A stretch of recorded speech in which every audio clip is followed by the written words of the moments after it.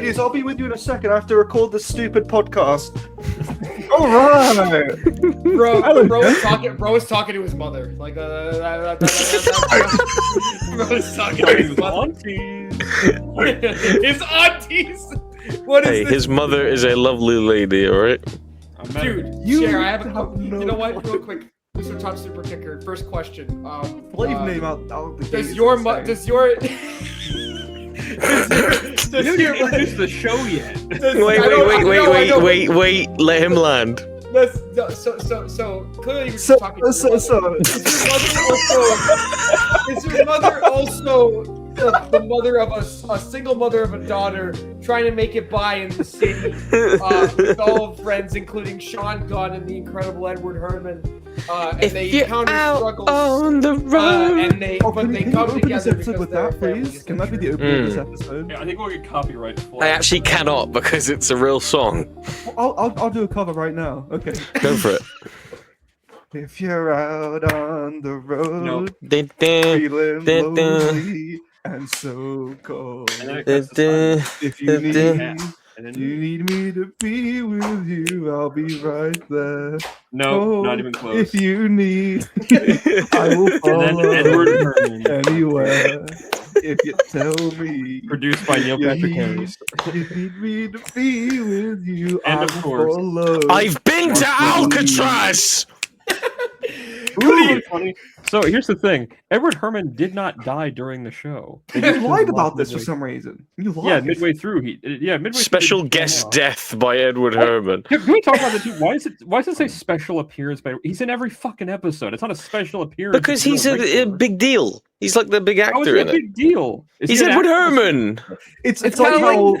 It's like how the Smallville intro says with John Schneider, you know? With credit. It's like the with credit and the and credit in every movie. Special guest appearance. He's here every single time we shoot. Listen, you're wearing a Marty Skull shirt. I don't know how you're talking. It's the fucking Good Bad Bruv episode. We've done it 73. again. Wait, is it actually 73? Wait, is it 73? Wait. 70. Yeah. That's my lucky number. Legitimately, that is my lucky number. 73. That is incredible. That's crazy. Cher, would you like to introduce yourself, man? Supercard chats, WWE Supercard, and type 73. She completely ignored me. Sorry. Hey, Cher, would you like to introduce yourself, man? Oh, hello. My name is Chair Chip Chiggleton. I am from East Philadelphia, single mother of 4. I work hard in the city, and I try and escape the daily grind through living out wacky scenarios in my village that's located in the heart of Philadelphia, as a matter of fact. And I've here to help the Bad the Rough podcast to share the wisdom and dispense my love of the game with these fine ladies and fellas. All my fellas. So, when you became a mother, what was it like? To say it was the most cherished and rewarding experience of my life wouldn't do it justice, I think. Okay, that's nice. Who's the father? When you like to know, Bucko. It ain't you. I know 4 eyes over there ain't laughing. Negative sperm count over here. What did you just say? You started at the first. Minus 4 sperms. You ain't got nothing, bro. Hey, Cass, can you do me a favor real quick, Cass? Can you like spike the hair real quick? Spike it? Take hair. Spike your hair. If you can't see me right now, it's because you haven't turned on the video feed on Spotify and or watch on YouTube. Watch on YouTube because the Spotify feed is not as good. Cass looks like that type of guy who's in those Dell commercials back in like 2002 where it's like, dude, you're getting a Dell. Yeah. Dude, this thing can type up to 500 different words. Dude, we can Cass go looks like he'd be a background character in Breaking Bad, like that's just in Jesse's apartment when it's full Skinny of people. Pete. Yeah, doing coke. Yeah, with Skinny Pete. Jesse! That blue shit is fucking crazy! He's just lying on the couch, needle in his arm. Come on, man. Jesse, come Skinny on, D. Skinny D. Yo, Skinny D. what do you know about Skinny D? Everybody, what are your drug dealer names? We have Skinny D. What is yours, Chair? Mine would be a Big Chip. Big Chip of the old block. Why? Mine would be Like how you got close to the mic for this one. Mine would be Sexy Dub. Sexy Dub. Tinky Strider featuring Chip off the old block and Sexy Dubs. I'm Cy Guy. I'm What? Simon. Yo, Simon. No. Simon. Wish you a happy. Simon, yours. Why are you eating? Your name. What was he I just want to wish you a happy birthday. I hope you get all the presents you want. If this doesn't get back on track, I just want you to know this is your warning shot, Oos. Bang! Bang! Simon, Right, I think- can tell this episode's gonna be dog shit. Right. Hold up, before we move on. Wait, why Yeah. has a drug name for me? Why has a drug dealer name for me? What is it? Psyop. Ooh! Hey, because I'm a narc. Because I don't do drugs. And you're an op also. I Your am an op op. name's Simon. I'm more of an op than Psyop. Hook is at this point, honestly. I like that. Thanks, man. And Cass Thanks. is You should- castration. Oh, We've had a bit of movie news come up recently, Wyatt. You should bring some of that we up. should do Before we get some into movie news. we have some stuff we got to plug. Oh, Like of what? course. Like, We got. Oh, it's been 3 weeks since the last pod. 2 weeks. maybe. Right? And we got a shit ton of stuff over on the Patreon, folks. Oh, got- patreon.com/goodbad, We bro. The got- free Patreon we that we have got- that has loads of content on there. Patreon.com/goodbad, bro. Yeah, the Is it content free? creation machine, patreon.com/goodbad, bro. That's Goodbad, completely bro. free, by the way.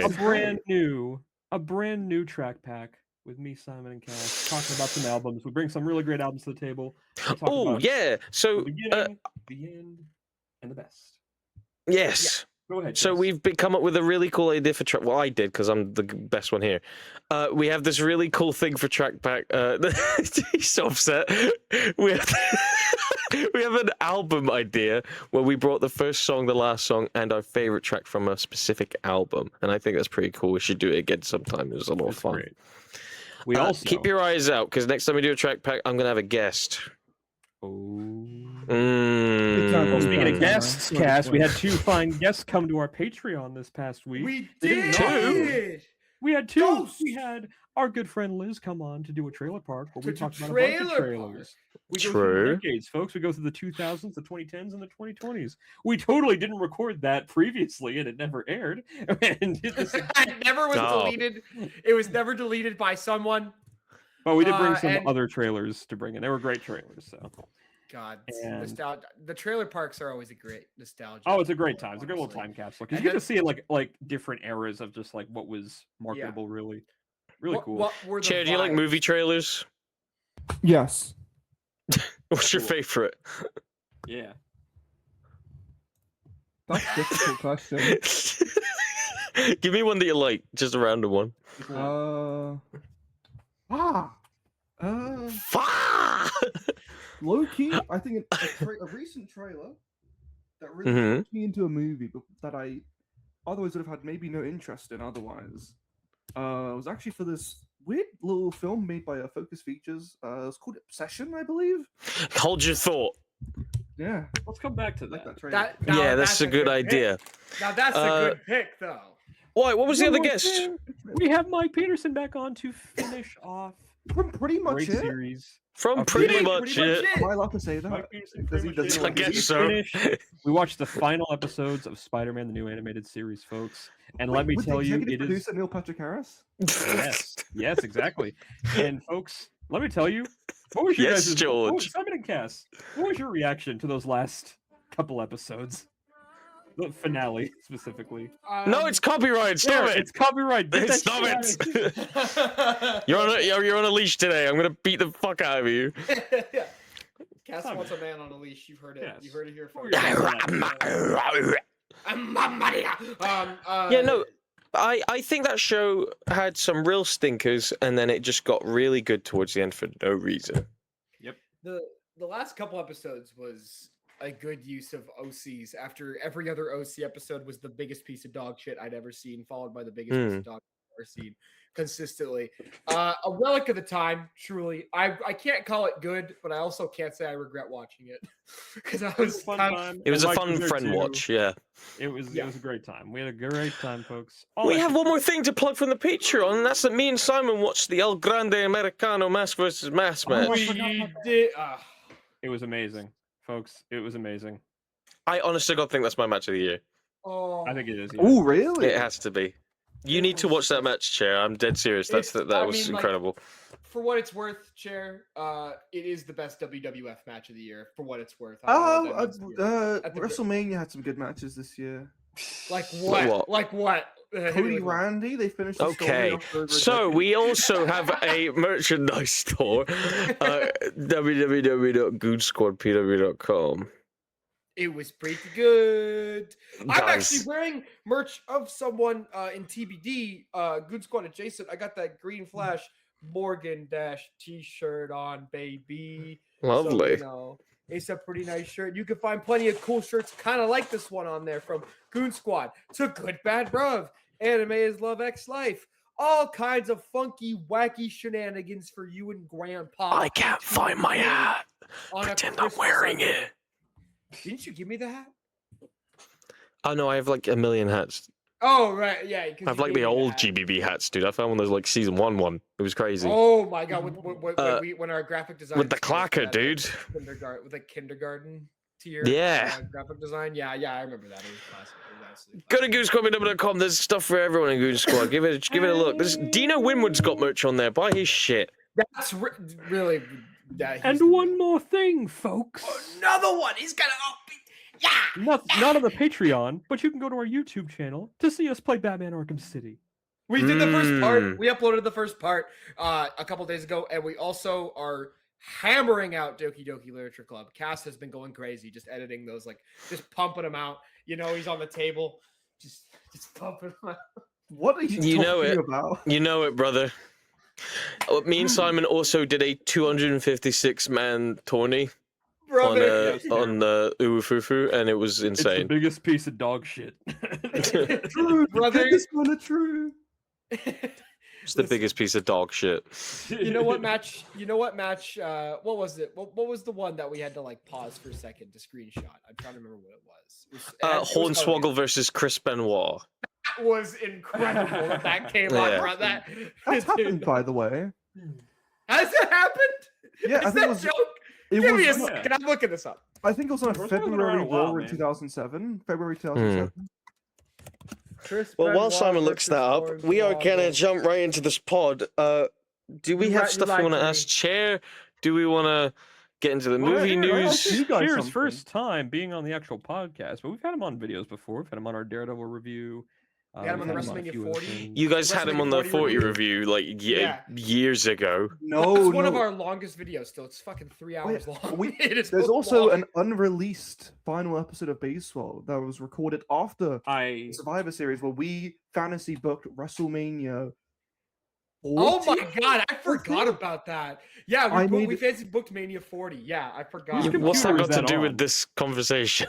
Well, talking about episodes we've been on together, and that's you were on a few BasedWorld things. We should say that. You know, we've known you for as long as people like Lost the Camera. Actually, and I can say, by the way, I have lived with all of these people for at least 2 days. For at least a few days, yeah. Rank the roommates now. Yeah, Chair, you and I were actually, you did make it a brief appearance on here when I talked about Nirvana the band, the movie. I played your little question that you gave Matt Johnson that he kind of grilled you over. I like that idea, Simon. Wyatt, rank the roommates. Rank the roommates. Ooh, that's 3. Including Zane. Oh, include Zane and Chris as well. Yeah. Okay, so here's the thing, right? I'll say this. Bottom to top. People who haven't given me shit. Shit. Okay, I'm gonna go Chris was last because he kind of just fucked off for the most part. He lived on the couch. He wasn't really a roommate. On the porch, whoever it was. He was fun though. I enjoyed him. I enjoyed his company. Chris Baum is great. Actually, you know what? I'll go Simon Bottom because he kind of was hogging some of the limelight a little bit. I should have known. Yeah, of course. No, this is rigged. He's always gonna put me at the bottom, bro. Chris. After that, I'll go Cass. After that, because Cass was kind of wrong. You were being a little wrong. I will go Chair. Fuck yeah! After him, I've earned that. I've earned that. Of course, this was always gonna be the number one. It's Zane. It's Of course. I'm saying those top two. You know why? Because me and Zane just I don't kind of chill. Chair was out on his own journey in Boston one time, and me and Zane were just kind of chill on the couch talking about life. I've known you for Just 6.5 years, and you put me in the fucking middle of the list. I went to I've the known Lego him longer, and he put You've me met at the him fucking before. bottom of the list. Yeah, but you've hung out with him before. You know, that was a special day. We're talking about roommates, guys. Okay, we're talking about as What roommates. did I do that was so bad? What did I do? Well, what didn't he do? We played UFC together. You also kind of like. We hogged the watched TV for a Garfield while. together. Yeah, that was the reason, really. That was We mainly watched the reason. an American Dad together. Can I counterpoint, gentlemen? I've watched Rick and Morty and American Dad and Family Guy with this man. And Smallville. Okay. And Small. We watched the episode where Lois is like. And we watched in Drake and that Josh club also. stripping. We didn't watch Drake and Josh when we were in North Carolina because these guys were being assholes. For those listening to the pod, something very funny just happened. Cass just did a backflip off his table. It was amazing. Yeah. Oh my god. What does it say right here? What does it say? Kick from studio. Okay. Oh my god. Yeah. I forgot what actually. Hold on. Anyway, Yeah, that looks really good right now. Let's keep it going, folks. I want to say real quick, Chair. Oh, you sure. said like about Fuck 5 me, I minutes guess. ago you had a question for us. You said you had a question for us. What was the question? You said you were going to ask us something. You know what's awful? I genuinely had a question, and it has since exited my mind, which is truly awful, and I'm genuinely very sorry about that. Well, speaking of things that are awful, Chair, What's what's the worst movie you've ever seen? The worst movie I've ever seen? Off the top of my head, top of dome movie didn't like, disliked. Probably Avengers Endgame. That shit just stinky.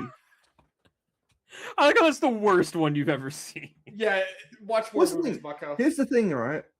I Watch do tend to watch a couple movies, but like, I tend to enjoy most of what I watch. I don't pick something that I'm like, yeah, I'm gonna dislike this watch. If I watch like a terrible movie, like I watched Idiocracy within the last couple months, and that shit movie's kind of a sucks. piece of shit. But also, like, everyone you says got it's you got white people saying the N word and saying like the R word, and it's like that's fun. I can have a good time watching that. Endgame Blood is has never somewhat seen miserable. Nikki Deuce. Yeah, I haven't seen that, so that's just. What you know about Fred 2? Fred 2 Not Every Living Fred is great, and the section where Fred goes to sleep and he dreams about being on SmackDown with his dad John Cena to take on Kevin and the music teacher who is a secret vampire. That's peak. Endgame isn't even the worst franchise topper that was released in 2019. Is this some Star Wars? I haven't watched Star Wars. Yeah, exactly. I Star know, Wars and that's is the rough. long running bit. That's the one. Yeah, but yeah. Watch Rise of Skywalker. Maybe I need to. You know what? Maybe I need to like.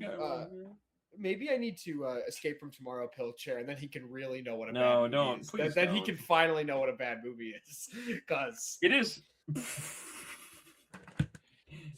what just happened? Yeah. Nothing. Nothing. Word found it. I'll wait. Hey Simon, Well, what's up, bro? Tell me, bro. why did you just bring that up just now? Why did you bring up Star Wars? Because he was talking about how shit Endgame was, and I was like, it wasn't even the worst franchise topper released in 2019. Why'd you take the bait though? That wasn't the question. The question was, what's the worst movie I've seen? And off the top Well, of my you haven't head, seen enough bad movies then. This Watch more cannot bad. be anyone's favorite pod. This won't be it. This is so This won't be the one.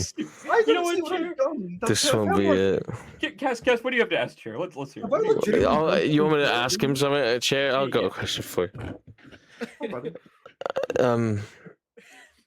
I want an honest to God explanation for your actions in late April 2025 when me and you went to SmackDown. Oh, are we telling them? Are we telling that? Yes, I think I am telling this. The Do you want story. to know, or should I have the pleasure? Finish the story. We're walking through the O2 because me and him got tickets to a really shit SmackDown, and everyone's doing chants in the back. Everyone's doing like, yeah, and all this shit. So I go, hold on, I'm gonna get involved. I'm going, yeah. A few people start to get involved. I'm like, here we go, I'm about to start a whole chant here, and then Chair goes, everyone stop! This guy's a fan of Marty Skrull. Do not engage with this Do man. not start with this man. He is a fan of Marty Skrull. I then start giggling to myself, head hand-loaded He said scene this of out Rachel loud, Line. and everyone went screamed dead it. silent, I screamed it towards a line of people. and I was so scared, so miserable for the Now, rest for of the the folks day. at home, who is Marty Skrull? Tell the story of Marty. We Skrull, have to story of have your movie people. news or something. There has to be some sort of substance Okay, to I this, got this pod. before we bring up movie news, folks. I got something. Movie I just hit news? my mic. Ow. That's a movie.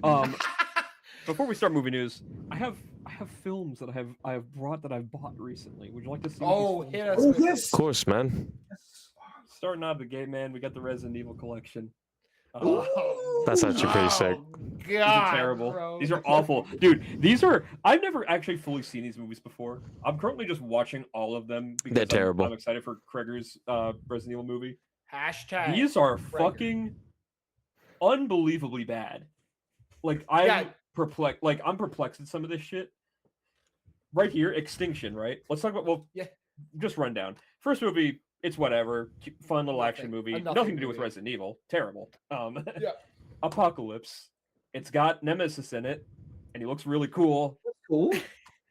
That's it. That's all that movie has. Extinction, folks. This movie's all in a desert. There's CG zombie birds. Mike Epps is in it for some reason. Mike Epps. Mike Epps is in both of those movies. He gets bit and then he's like, "Oh, I'm sick, man. Oh no, man."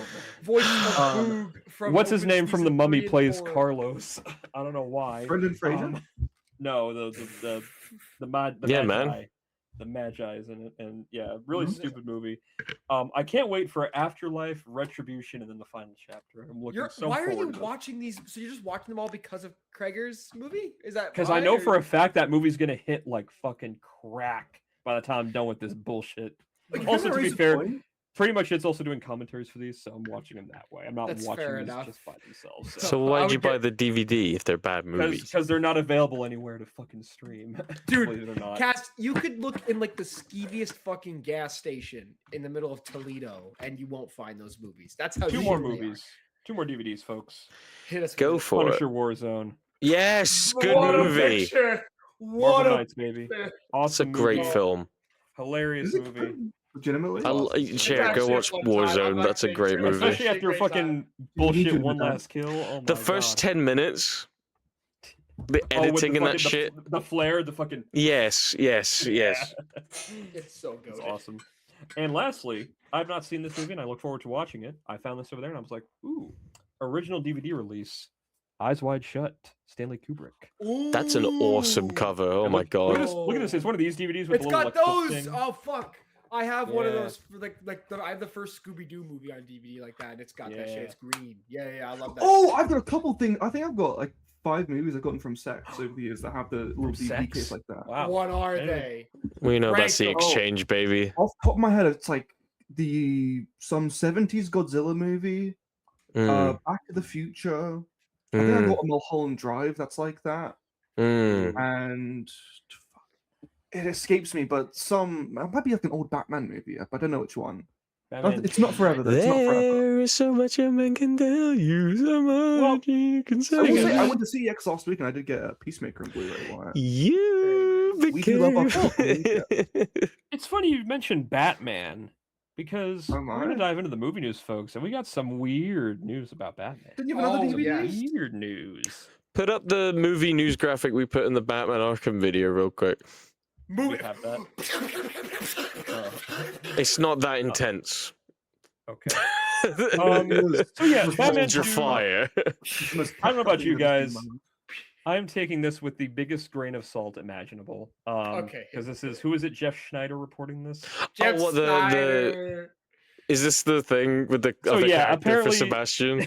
So Sebastian Stan, after saying, "Yeah, I can't wait to play Harvey Dent. It's gonna be awesome," Jeff Schneider's now reporting, "Oh no, he's actually playing Victor Zsasz." And fucking what's his name?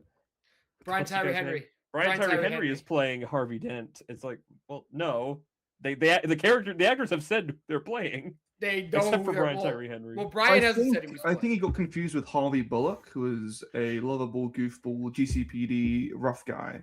So That's that the one could just everybody's been be. saying. That's the one So, everybody's been saying. Very for weird. Tyree I mean, Victor Zsasz would be kind of interesting, but it's like Who He's who is the guy hilarious. that said this? Jeff Henry. Schneider. Snyder. Who's He was that? never really Yeah. right. He's a former notorious for- Collider guy. Former Yeah. Collider guy, and he's a total fucking... So he's not involved with the movie. No. Nope.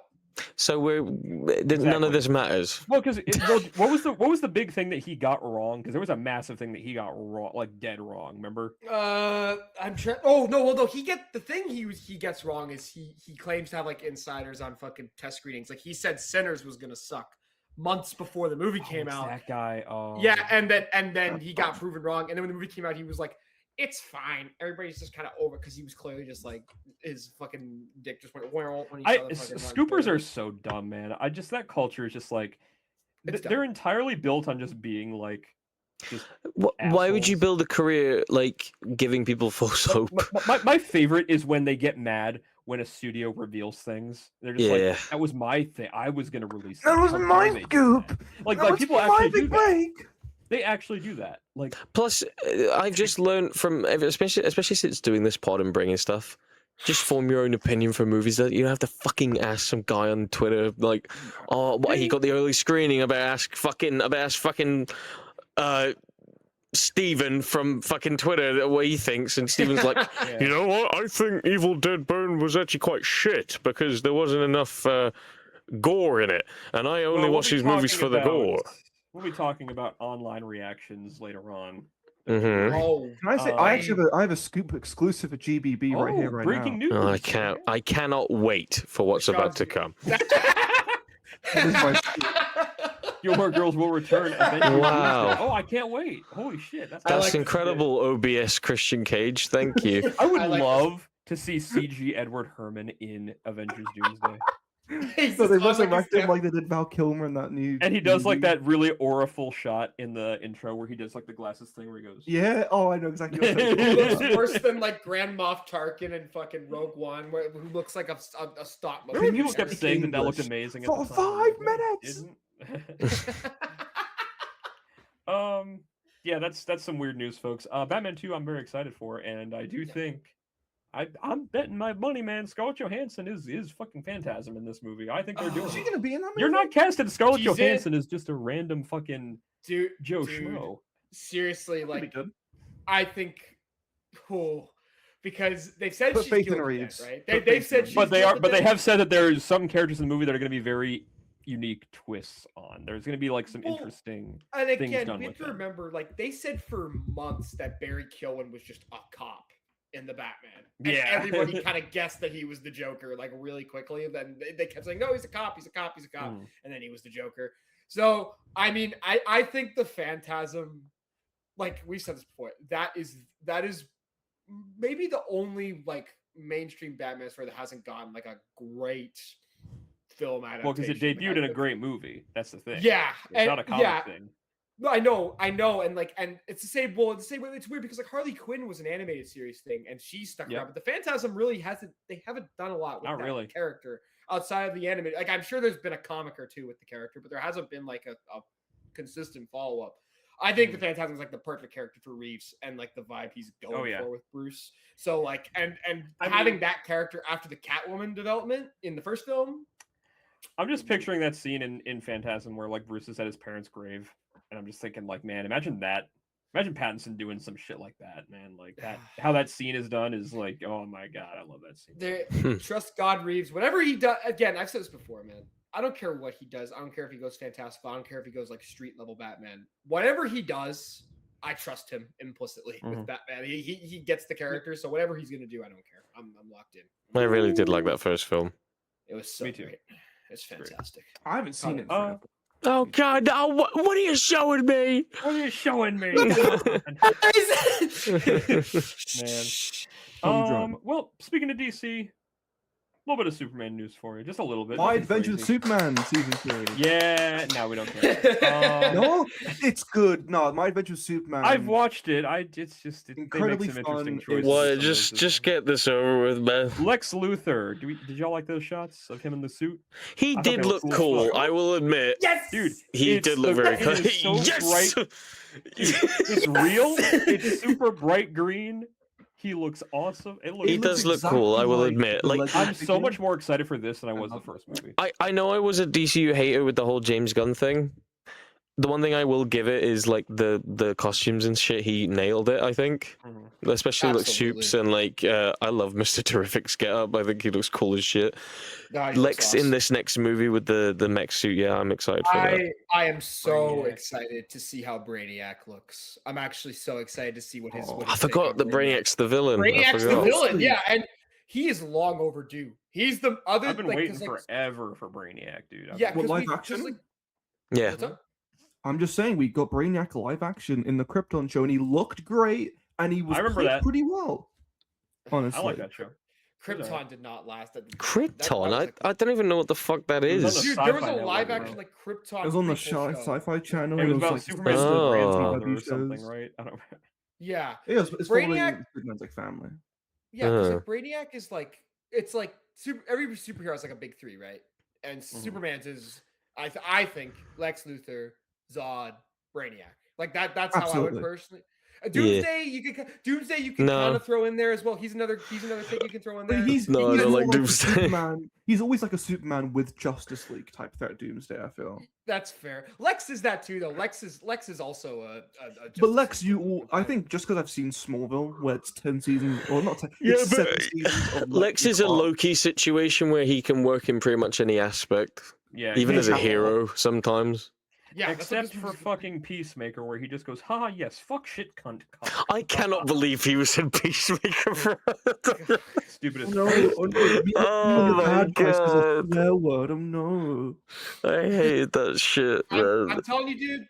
And I am a Superman 2025 super stan. Love that movie. Yeah, we know. I think this one is gonna be just as good, if not better. It's got a lot of people in it. I'm a little concerned about the amount of people that are in this movie. Well, Simon, for Superman 2025, and you want to talk about a lot of people, Simon? Oh, hit me with it. We got a lot of people in a little bit of a bit of a leak that happened last night. Oh my god, a pixelated scene from Avengers Doomsday.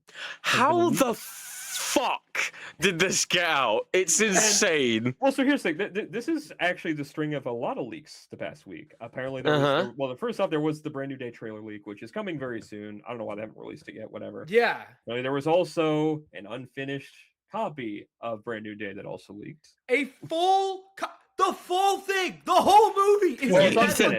You think people would have learned after the Avatar movie was leaked? That was like insane that happened. Yeah, someone leaked the whole Brand New Day movie, but like with a few SFX things missing. Yeah. It's crazy. I don't know how it bought it for like $400 too. Yeah, someone bought it on the black market. Dude, if Marvel finds out who sold that, they are going to test. They're gonna hacksaw their head off. Well, here's the thing, because now we're seeing. Because remember, Marvel is always pretty. They have a tight rein on their shit usually with leaks. They're very good with this kind of thing. But it seems to me that they're kind of doing a bit of the opposite now. It feels like they're trying to be like, yeah, here it is, it's out there. We're not going to pay attention to it. And hoping that maybe just deters people from it. It's a good tactic.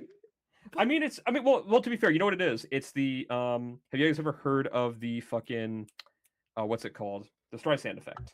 Yeah. Everyone knows what it is? Absolutely. Where it's like Barbara Streisand saw her home on Google Images and she was like, I want this taken down, made a whole public thing about it, and everyone started looking up her house. Whereas like if she just stayed quiet, no one would give a shit. She also lost that lawsuit as well, which is more funny. So yeah, now we're seeing this scene, man. This scene from Doomsday leaked of just like the big shot of all the heroes doing their thing, which I'm assuming is going to be the trailer shot. By the way, that wouldn't. It's just a straight up like one continuous shot of people like Cyclops, Mystique, Channing Tatum, Gambit, Nightcrawler, fucking Shang-Chi's in there. Cap is in there with the Mjolnir. Thor was there. All of them. Reed Richards. I think Reed was the only Fantastic Four member there, which was weird. They got Tobey Maguire Spider-Man in there. I reckon this is deterring, and this is like halfway through the film because there's no way they just have Reed. No, I was gonna say this is like. The thing I don't know, man. The Russos have been spoiled. The Russos have been saying for months now that the way the movie is that it goes a certain direction and then it, quote unquote, totally flips halfway through, and I think that's the flip because we've read a few plot leaks, a few hilarious fake plot leaks this movie, but they all have a very similar structure. So I think there are general things about these plot leaks that are true. We did discuss before, but I will say this to Chair because I don't know if Chair's seen the script leak, and it's too funny I for me. know nothing about Doomsday. Listen, so many sources have said that this film starts with the Tobey Maguire universe being eradicated. That would be so horrible if that's the What case. the fuck It's are we doing? the stupidest fucking thing I've ever heard in my life. That's the thing. I don't think that's happening. I really don't. That's so stupid. I do think it's too happening. I think it's so stupid it will happen. Sure, we do live in that I age. did also don't know. see. Well, that's just stealing from Crisis on Infinite Earths, though. Especially like how the CW did it. but that's what they have to do. That's what That they is have to legitimately do at this stealing. point. They Wait, have no other choice. I'm sorry. Crisis on Infinite Earths. I love when they just show Robin from Titans just looking somewhere. He's like, and then just like. What I do love about them showing the Titans in this is a very weird tangent, but I love them showing that Titans footage in the CW Crisis event because it's footage from the unused season 1 finale of Titans that's never aired anywhere else. We only have footage of that one finale from the brief snippets. I love that you have this specific brain, like ADHD brain, where you've watched all of them CW shows and adjacent. You know what I mean? I've not seen all of Titans. I've watched. Yeah, but season 1, you know what I mean. And then I watched the Superboy episode of season 2, which was good. The Superboy episode. I like that. I like the first half of season 2, and then it got really bad. Yeah, we ain't watching the rest. You guys of that. remember Doom Patrol? That shit was great. First season was good. Great. Doom Patrol's great. First season's great. Yeah, I love when the guy's asshole becomes a big mouth. That's awesome. Oh, you like the boys? I don't know how you're complaining about. Wow, it. guys. I don't like the boys. Who told you this? Oh no, superhero show has bum. Just Well, you know go what's back funny to too? Oh, this sure, go Doomsday ahead. thing real quick. The Doomsday thing real quick. Just Go ahead, things. please. This apparently wasn't the only thing. There was apparently, now take this with a grain of salt. This was from what's his name on Twitter, Daniel Cohen, the guy who gets things wrong all the time. But like, Oh hell yeah! Why are we trusting sources consistently that have gotten shit wrong? He claims that apparently there's also a picture floating around online of Hugh Jackman's Wolverine. I think he said Downey Iron Man and Toby Spider-Man. Well, guys, I'm about to Apparently claim. Can I make a claim right now? What? Hell yeah, brother. There is an image out there, definitely not Grok generated, that why it's going to generate in 3 prompts from now. That is of Downey Jr. as the Incredible Hulk, but he's red. Downey Jr. Red Hulk, okay. Stanley is Captain America, and Lego Reed Richards as Vincent Kennedy McMahon. Wait, no, it's RDJ as Red Hulk, but he's specifically doing the fucking. Yeah, I'm doing that. What was the last one? Lego Reed Richards as. He's actually putting it into Grok. Vincent You've Kennedy gotta be kidding McMahon. me. He's not actually. No, I'm not putting it into Grok. I do want to bring that up too because there was. So here's the thing: people who saw like the footage of this shit at CinemaCon have said, "Yeah, this lines up perfectly with what we saw, basically." So it is real. It's definitely real. Like it's 100% real, dude. Why? I gotta say, dude, I'd hate if someone my said that biggest to me. problem with this. First off, I'll send it to you. No aura, man. I'm sorry, Shang-Chi got no. Yeah, no, aura. I've never What cared is about he it, there, Shang-Chi. bro? What does he even do? Can we not insult Shang-Chi, please? That movie was pretty Okay, good. sorry, I forgot the only The Asian guy character's here. really- Anyway. Okay, I'll shut my mouth then. I'll shut my mouth. Yeah. Damn, that's your guest. That's your fucking guest. Oh, You treat me with some sorry. respect. My second thing is, why is Reed wearing that shit? Why is he wearing a fucking jacket? It's so obnoxious, isn't it? It's so. It looks like I'm like. Is this the Chair, I've sent you the clip. Like, look at the last half of that clip. It's the most absurd thing I've ever seen. Why But don't they that's- just release the fucking trailer? It's been months since you did that. They're weird waiting I've been until saying Spidey, this. bro. Avatar. Show the fucking trailer. Just release Actually, the trailer. Like what the fuck? They're are you waiting till doing? the Odyssey. I think the Odyssey is going to be the big one. They're waiting for That it. or Yeah, the Odyssey Supergirl? is. Maybe Supergirl. I don't know. Like, No, what the fuck else are they gonna Supergirl. I do? don't think is big enough for. Supergirl's gonna be chopped, bro. We're not watching MCU. that shit. No, Supergirl will probably be good. I'm excited Yeah, for okay. Supergirl, but I don't think it's going to be where Marvel unleashes their ace. You know, that's going to be the Odyssey. It's probably be biggest film of the Potential year. crazy. Potential crazy. Oppenheimer levels. That I mean, like that's probably the likeliest answer. But potential crazy is like, I mean, it's coming out this week. At the time of Clayface. recording. It is one of the biggest Disney releases of the year. Given the leaks, like, do you think they would just slap it on a Toy Story 5? I could actually see. them doing it. That's not I wouldn't- absurd. No, I don't because think it's- that's a kids' film. So is the Avengers. So is not for Avengers. kids. Notoriously not for kids. Yeah, the Marvel superheroes are notoriously for real ass adults who use Reddit Guys, to go to work it's at not a McDonald's. kids movie. It's got flying and destruction. Well, guys, speaking of Marvel, we got 3 more news stories here. I'm gonna rattle this one real quick. X-Men '97 is coming soon. The trailer July is out. 1st. It's July 1st. Dude, we're starting July with X-Men and ending with Spider-Man. Ah, what a Okay, day! well, What a Adventures day! Superman Oh, as well.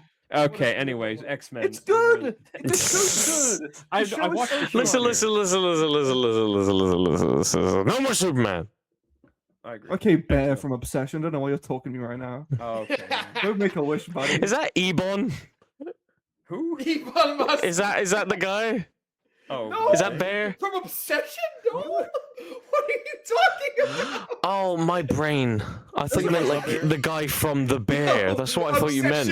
Obsession, but with Richie. Yo, what the fuck is she doing, bro? Oh, God, What is what she the fuck, doing? I will say, why, in relation to your X-Men news, I do believe Bear's actor, Michael Johnston, does voice a character in X-Men 97. He does. He voices who is Who's it? he voicing? Dude, He Simon voices just walked in, he he's voices, like, huh? No, he voices Nathan Summers, I believe, Yeah. in the future or whatever. That's cool. That's So, beautiful. but yeah, very weird, man. This season's gonna be fucking crazy. We got X-Men in the present, the future, and the past. Dude, That's insane. Days This is in the gonna be future, fucking huh? awesome. We got future apocalypse, past apocalypse, and whatever the fuck is going on in the present. Yeah, because they're gonna meet like En Sabanur before he becomes Apocalypse. Like, Yes. so is he gonna be like not a bad guy? Like, are they gonna create Apocalypse by accident? That's my only question. But I can't wait. What did that say? I don't know. I don't Well, know. folks, that's X-Men for you. I can't wait. It's gonna be awesome. It's got a shit ton of new people in it. I can't wait. Okay, we're gonna end on a really bad one and then a really good one, folks. Okay. Let's talk about the Social Reckoning trailer. Ooh, I'm glad. Ew, ouch. Ouch. Now, first off, I'm I optimistic. love this. Okay, here's the thing, Chair and Simon and Cass. I love The Social Network. It's one of my all-time favorite movies. Of course. It's a Probably pretty the good best movie. of the 2010s. Probably. It's one of the best, pretty much, commentary tracks attached to it. You better lawyer up, asshole. Coming back. Sorry, my grok's at the cleaners. I love my Gemini, my ChatGPT. You pretentious douchebag. You art slop. So here's the thing. When this was announced, I was like, okay, interesting. There's a lot of cool shit you can do with Zuckerberg in this day and age. And then it was announced, oh yeah, David Fincher's not coming back. And I'm like, Oh no. I was doing the speed gif like fucking. No, that wasn't the one for me. The one for me was like, oh, at least Jesse's coming back. Well, did you hear? Aaron Sorkin What? was like in negotiations with him for like 3 weeks, like banging on his door to come back. And Jesse was like, no, fuck that. I don't want to come back. Because he knew it was bullshit. Because he knew He did. this shit I is think so. bullshit. Like he knows. We got Jeremy Strong coming in to play Zuck, and to be honest, he doesn't look bad, really. Like he's fine. It's a very safe choice in my opinion. Here's what I hate. Here's what I can't stand, folks. Here's the thing. First off, Mikey Madison, what the fuck are you doing, man? She's a good actress. She's What a is good that actress. line, man? Look, I'm a fan of Facebook. Whatever the fuck she says. What is she saying? What is So she she's doing? saying, bro? I have a hunch you're not a fan of Facebook, but it sounds so weird the way she says it. I'm like, is she Bro, just she saying sounds What like does Zuck say? Oh, I am a free speech absolutist. When he said that, I was like, Oh, shit. There's That's this awkward is shit where right the there, bro. problem lies with this movie. Aaron Sorkin is good when he has David Fincher with him to pull him back a little bit. Yeah. Or maybe he doesn't even pull him back. Maybe he just is able to treat the Edits. scene with a little bit more interesting stuff. Maybe. I don't know. There's a very Nuance. unique collision of the minds there. Yeah. If you've seen any of Aaron Sorkin's films that he has directed, they suck. No They suck. subtlety. No They don't suck. subtlety. The problem is, and here's the thing: this goes all the way back to movies like The American President or The West Wing, the show The West Wing, The Newsroom. Every show that he has, every movie he has, his writing is so fucking pretentious and has no subtlety, no nuance. It's just, this is what I think the world should be. It's like, okay. And this is And it is just America, the and we did this, and we created this as a society, and then you're a fucker. And his snappy, witty dialogue where he just like has to be on top of shit. Now, in the Social Network, it works because Mark Zuckerberg's an asshole, so it worked. His stupid, shitty dialogue kind of worked in that movie. It did work. Most people in that movie are pieces of shit, except for Andrew Garfield. He was like the only like decent guy there, halfway decent guy there, even though he's still a piece of shit. Kind of. Eduardo Saverin. Yeah, Eduardo, whatever the fuck. With the pies. So yeah, no one's coming back for this movie. And the very end of the trailer, it just says ding, ding, ding. They play the fucking music, and I'm like, dude. The end scene that they tease it with is so badly edited, and like the dialogue that no one seems interested to be in this movie. What does he say? Like, yeah, someone asks like, "Oh, who is she?" And Jeremy Allen White just goes, "She's a disruptor." I'm like, "She's a disruptor." And then it just cuts to the day it's coming out, and I'm like, "What's going on?" Really, it feels like an SNL parody. Oh no, you just brought that up. The second they show Bill Burr in that trailer, I was waiting for the laugh track. I immediately checked out. I was like, no. We're done. Why is Bill Burr in this fucking movie? Come on, Mark, don't be doing that. Mark, you can't be saying shit like this. It's not fun. You're gonna get fucking stomped out by the entire public. The social media app destroyed by the mighty. Oh God, you're all fucked. All of you are fucked. I'm a huge fan of Succession. I love Succession. That's like Aaron Sorkin writing, but good and fun. Yes. What a fucking show Succession was. Oh my God. I love that show. I love Jeremy Strong in that show. Succession. I'm so done. I'm so done with Jeremy Strong playing evil billionaire man. Succession. Okay, that's bad. That's bad. Really funny. For those on the audio only, when I said that, Simon's face actually. Every time you do a 6-7 joke in front of Simon, it reminds me of the time where like he said he was doing some event and then kids were just going 6-7. He's like, these guys are gonna be doctors, firefighters, like all this shit. The best was when like last night we were watching Severance. We were showing Cher Severance. He just goes, "Oh, look, this is six Severance." I'm like, oh. Jesus Christ. It's the new version of us me and White saying Hawk 2 when Hawk appears. I prefer 6-7 over the Hawk 2 stuff. That one was stupid.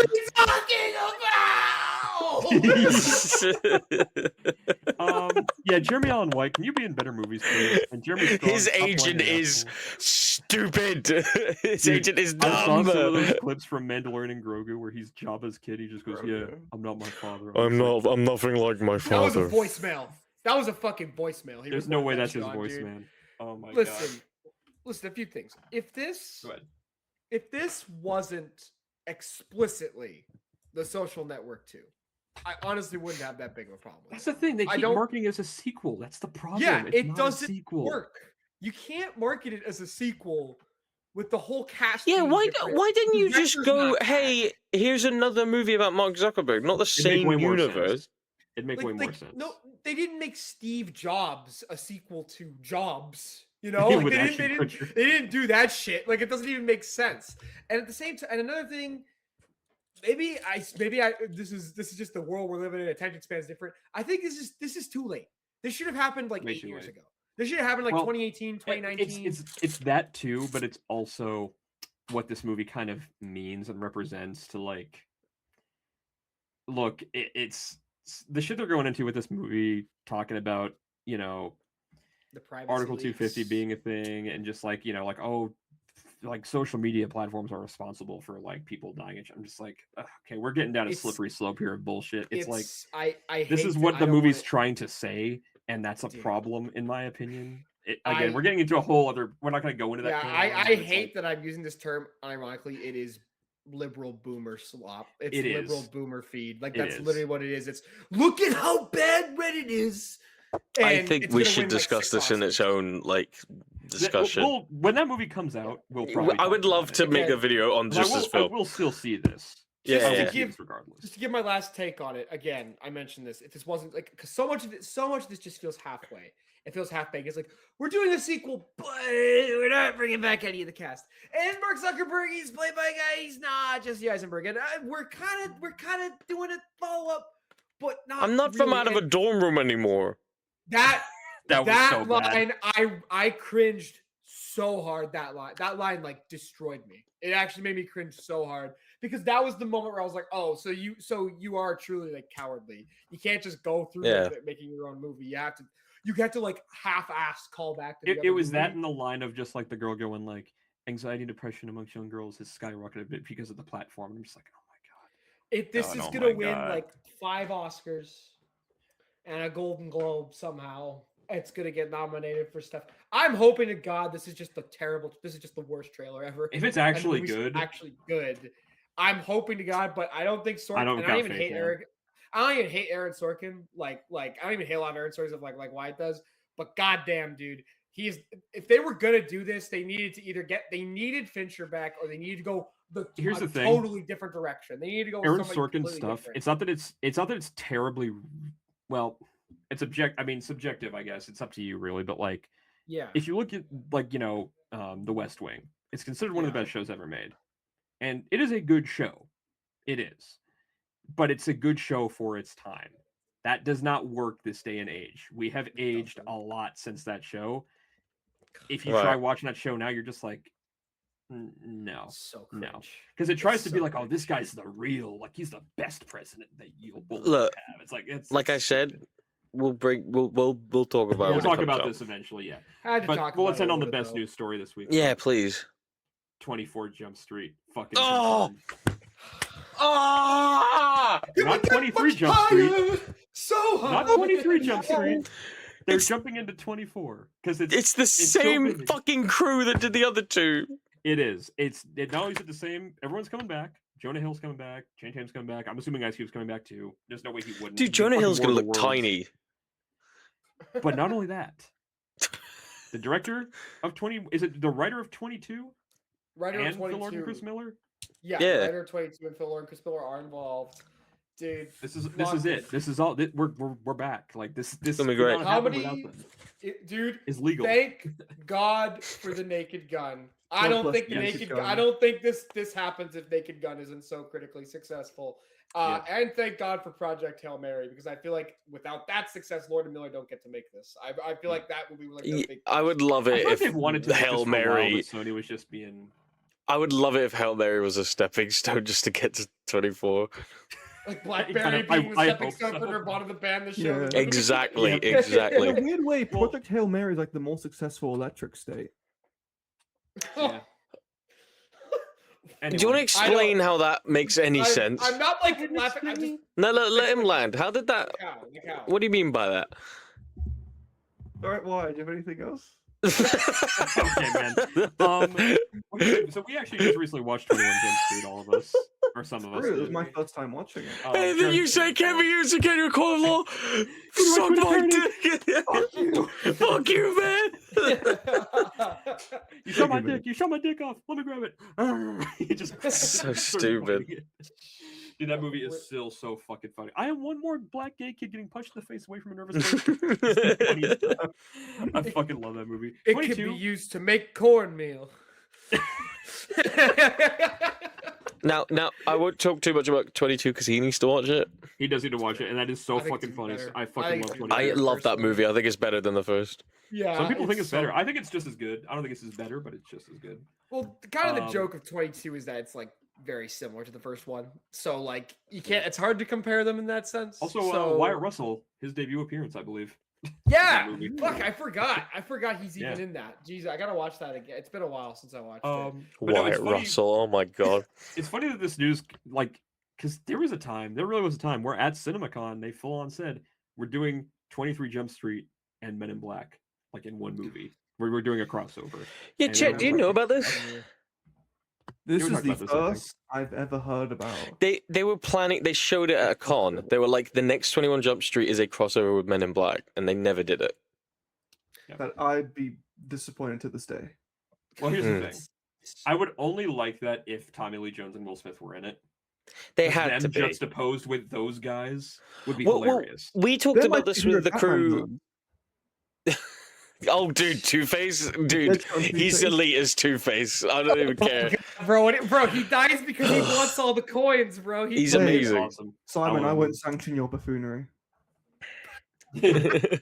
Was it Sheen? This is the 7th time you brought Batman Forever to class, or whatever.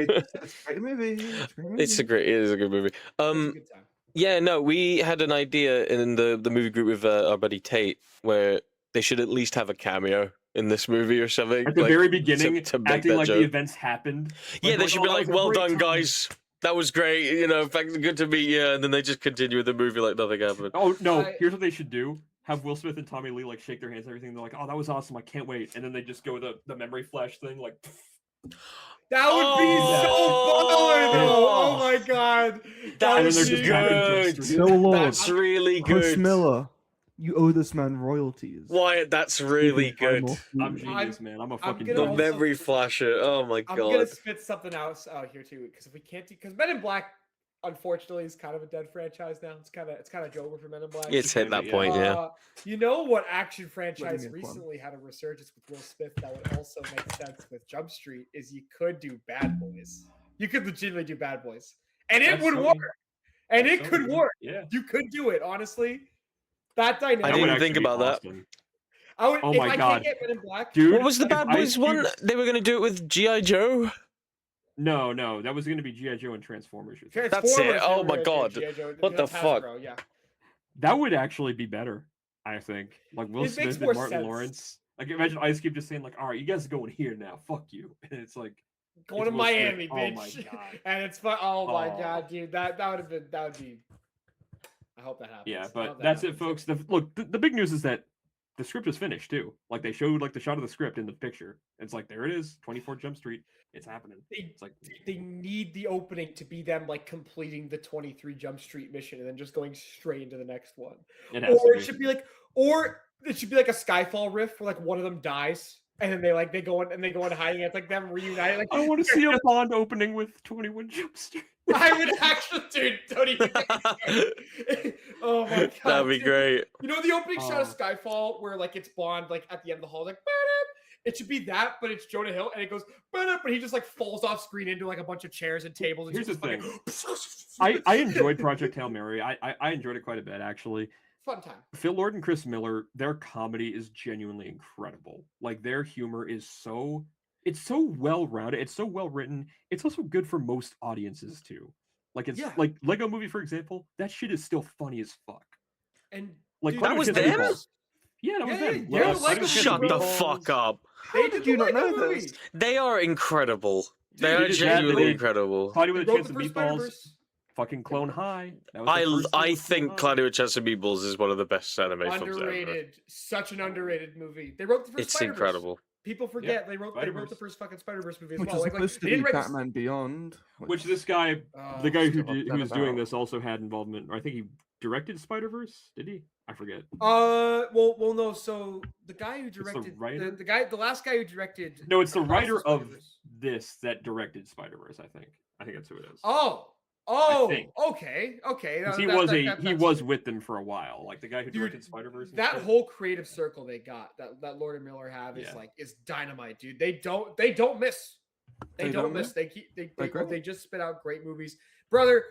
I mean, and I feel like this is gonna happen pretty soon, right? I don't think this movie's gonna take long to shoot. Oh, it's gonna be. wouldn't- I think casting's coming out pretty soon for it. I wouldn't be surprised. They're Do you think doing it. they could be 28 years later yet? Like they could just be hammering it out. Maybe it's next year. Maybe Maybe. if we luck out, maybe I- next year. I Maybe mean- not next year. Maybe year after. Comedies notoriously don't need too long to be made. They can have Yeah. very quick turnarounds, like Scary Well, I mean, Movie. yeah, like I mean, 22 Jump Street came out literally 2 years after. So Yeah, like it's So, not like- difficult. This could be a movie that gets. This could be out by 2027, like, and be Right. very up to date by then as well. So I feel Beyond the faith. Spider-Verse and 24 Jump Street same year. And 24 Jump Street's but coming up hey, before it. they did Lego Movie in 22 in the same year. Fuck, Right? they did. They Yeah, fucking did. Yeah, 2014. those both came out, and they're both of it. Again, the Lego movie is just like it's one of the best animated movies. Classic. I never get tired of that shit. especially want- because it's Yeah, just animators animate this while we make 22 Jump Street, and they're like, okay, I want to see my I family. don't know why. There's that one bit in. I don't know why that one bit in the Lego Movie makes me laugh. It's just the part where like President Business is just talk to you about the double decker couch. He's like, wait, what? how would that work? And then just like it fades out to like the sea, and he's still talking. He's like, you just see a bunch of dangling legs, and then wouldn't this be a problem? And you just see like him slowly fade out. It's so funny. The best. Sharks, lasers, laser sharks, overbearing assistants. It's not like they're going chips. Fluffy Go, Junior, oh my Fluffy god! Senior, or whatever. What? Fluffy Junior, Fluffy Senior, Bob, or whatever the fuck. Jeff. Jeff, yeah, that's what it is, Jeff. Yeah. Oh, we should riff the Lego movie. It's a great movie. Just watch it. I like the second Just one watch too. it. I like Second one's great. Underrated. Good movie. Very It's good. alright. I like it a lot. Too many fake outs. Too many fake outs. I don't have anything to say wrestling wise. Me neither. Is there? Nothing. Jake No, Royal, That's Jake all there something is in nothing. fact. Jake There is something nothing in to say. fact. I mean, Go we watch, can't go talk watch about- El Grande versus El Grande. Just go watch Genuinely, that go stuff. watch That's all you Grande need. versus Grande. Seriously. No It was a joke. beautiful thing. It was a beautiful thing. Fantastic match. It really is. Just It's the amazing. one thing I'm gonna say. This is the one thing I'm gonna say regarding WWF, and I know I'm talking on deaf ears because it's not gonna happen. They just put Jey Uso over in the King of the Ring, bro. This company's never gonna win. Yes. Wait. This is the ultimate test. By the time this pod comes out, I assume I won't have edited by then. Well, actually, maybe. Anyway, as of recording, tomorrow is the semi-final. It is Jey Uso versus our boy, Goon Squad's own Javon Evans. Javon, Dude. please. I'm begging you. Javon, Listen, Compromise this is this the man. ultimate test. If they fuck this up, there will be hell to pay. I'm just letting you know now. Warning shadows. Bang! Bro, the real I'm Javon so is shot. scared. We know Javon can have good matches. We need to see if he can give Jay a 3.25. Who's on the other side of the card? Like, It's who's? Oba and Dom. It's Oba and Dom. on the other Give side. me Javon and Ober in the final. I said, no, but that's what they should do. They've Cass, but you're already not done doing that, and it it. was No. amazing. You are gonna get Brock Lesnar screws Oba out of the King of the Ring, and Dom beats him. You're gonna get Jay pins fucking Javon Evans, and you're gonna get Jay beating Dude. Dom in the final, and you're gonna get Dude, Jay versus listen, Cody at dude, SummerSlam. That's what you're gonna get. I know Dude, you I'm guys doing the are fucking mad dog at meme what, right now, what you fucking- think's gonna happen, but can I give like a legitimate, likely outcome of this tournament? Yes. Do it. Because Go for I it. do think Obafemi is a fantastic talent, and whilst yes they've misstepped by having Brock come back and beat him, terrible choice, should never done it. I do think they're gonna have him beat Dominic Mysterio and go to the finals. And as much as we love Javon, great talent, I think him making it this far and putting in a great performance against Jay will raise his stock, even if he does take the fall to Jay. And I do think we ride off of the what the dog doing momentum with Jay and have him tap out Obafemi like he did Gunther to Bro, win King of the I Ring. don't know Shut the what's fuck worse. up. I don't know what's worse. Jay, I almost want. Bro Show is warning the opposite of shows. that fucking writers. I would Bang. accept Dominic pinning Obafemi over Jay. My Like, brain, I would inside accept of me are two walls right now. The one that wants the worst to happen just so I can laugh at it, and the one Yeah. that is hoping to God they make a good choice. God, it's not gonna happen though. Listen, I don't want Javon to win King of the Ring. He's probably not. At least give him the final against Oba, because you know that match will be good. If this company had You any know? balls, Oba would be winning the tournament and fucking And killing putting it in Cody at Roman's SummerSlam. No, killing Roman. He should kill Roman and fucking fuck off Cody. He should kill Roman, bro. I'm so sick of this. I'm so sick Yo, of I gotta this. say, by the way, I think it's really funny about that whole Jey Uso promo where he was like, "This show warning shot." Pah! That was so I love how tough. it's like that's not a warning shot. You just shot him. You point just blank shot in the him. face. You just he can't even catchphrase right. No, no, This is no. oh, don't do that again. Him hitting the fake gun is the warning shot. If they actually cross him, he's gonna murder them. How do you guys not know Yeet Law? You don't know Yeet Anyway. Law. This your warning shot. And somebody actually. Oh fuck! I didn't mean to do. Anyway, 47, take No, the this- shot. Jesus right this there. is the last. This is what as I was saying because I was my point wasn't going to be about King of the Ring. It was going to be about something else because we were talking about Grande versus Grande. Triple H, Triple Himmler, Hunter Hart, Murmur Hemsley, whatever you want Never to gets call old. him. This is your last chance. We push Chad Gable. I'm tired of waiting. This is getting ridiculous. I better not be getting a fucking IC title run. You better not give him the let's have him put in a good TV performance against fucking Dominic Mysterio. He's gonna No, get a good he's- performance in the Money in the Bank ladder match. And listen, you're gonna not like it when Jay does the yeet motion to unhook the briefcase, but I'm gonna be cheering personally. Dude, this is Chad Gable's 40 years old. The man just went out there and had the best rated WWF match of all time. It's now or never. Four letters. There's no more waiting. One Dude, word. dude, he's got the American Alpha theme back too. He's got the aura back. It's Dude, there. Just do it. Again, I said it should be Oba beating Roman at SummerSlam. I fully believe that. I think you should be long hauling Chad Gable, tapping out one of these motherfuckers to win a world championship. This is no more waiting. It's been 10 years. No more. This guy has been world champion material for the last like 8 years of his fucking life. It feels like he's been stuck in tag teams. He didn't get to beat Gunther. He got saddled with your shit gimmick that he then made work. He came back from injury, got fucking ripped. He got over him. There's no excuses anymore. If you wait on that's the only thing that can get me back to this point.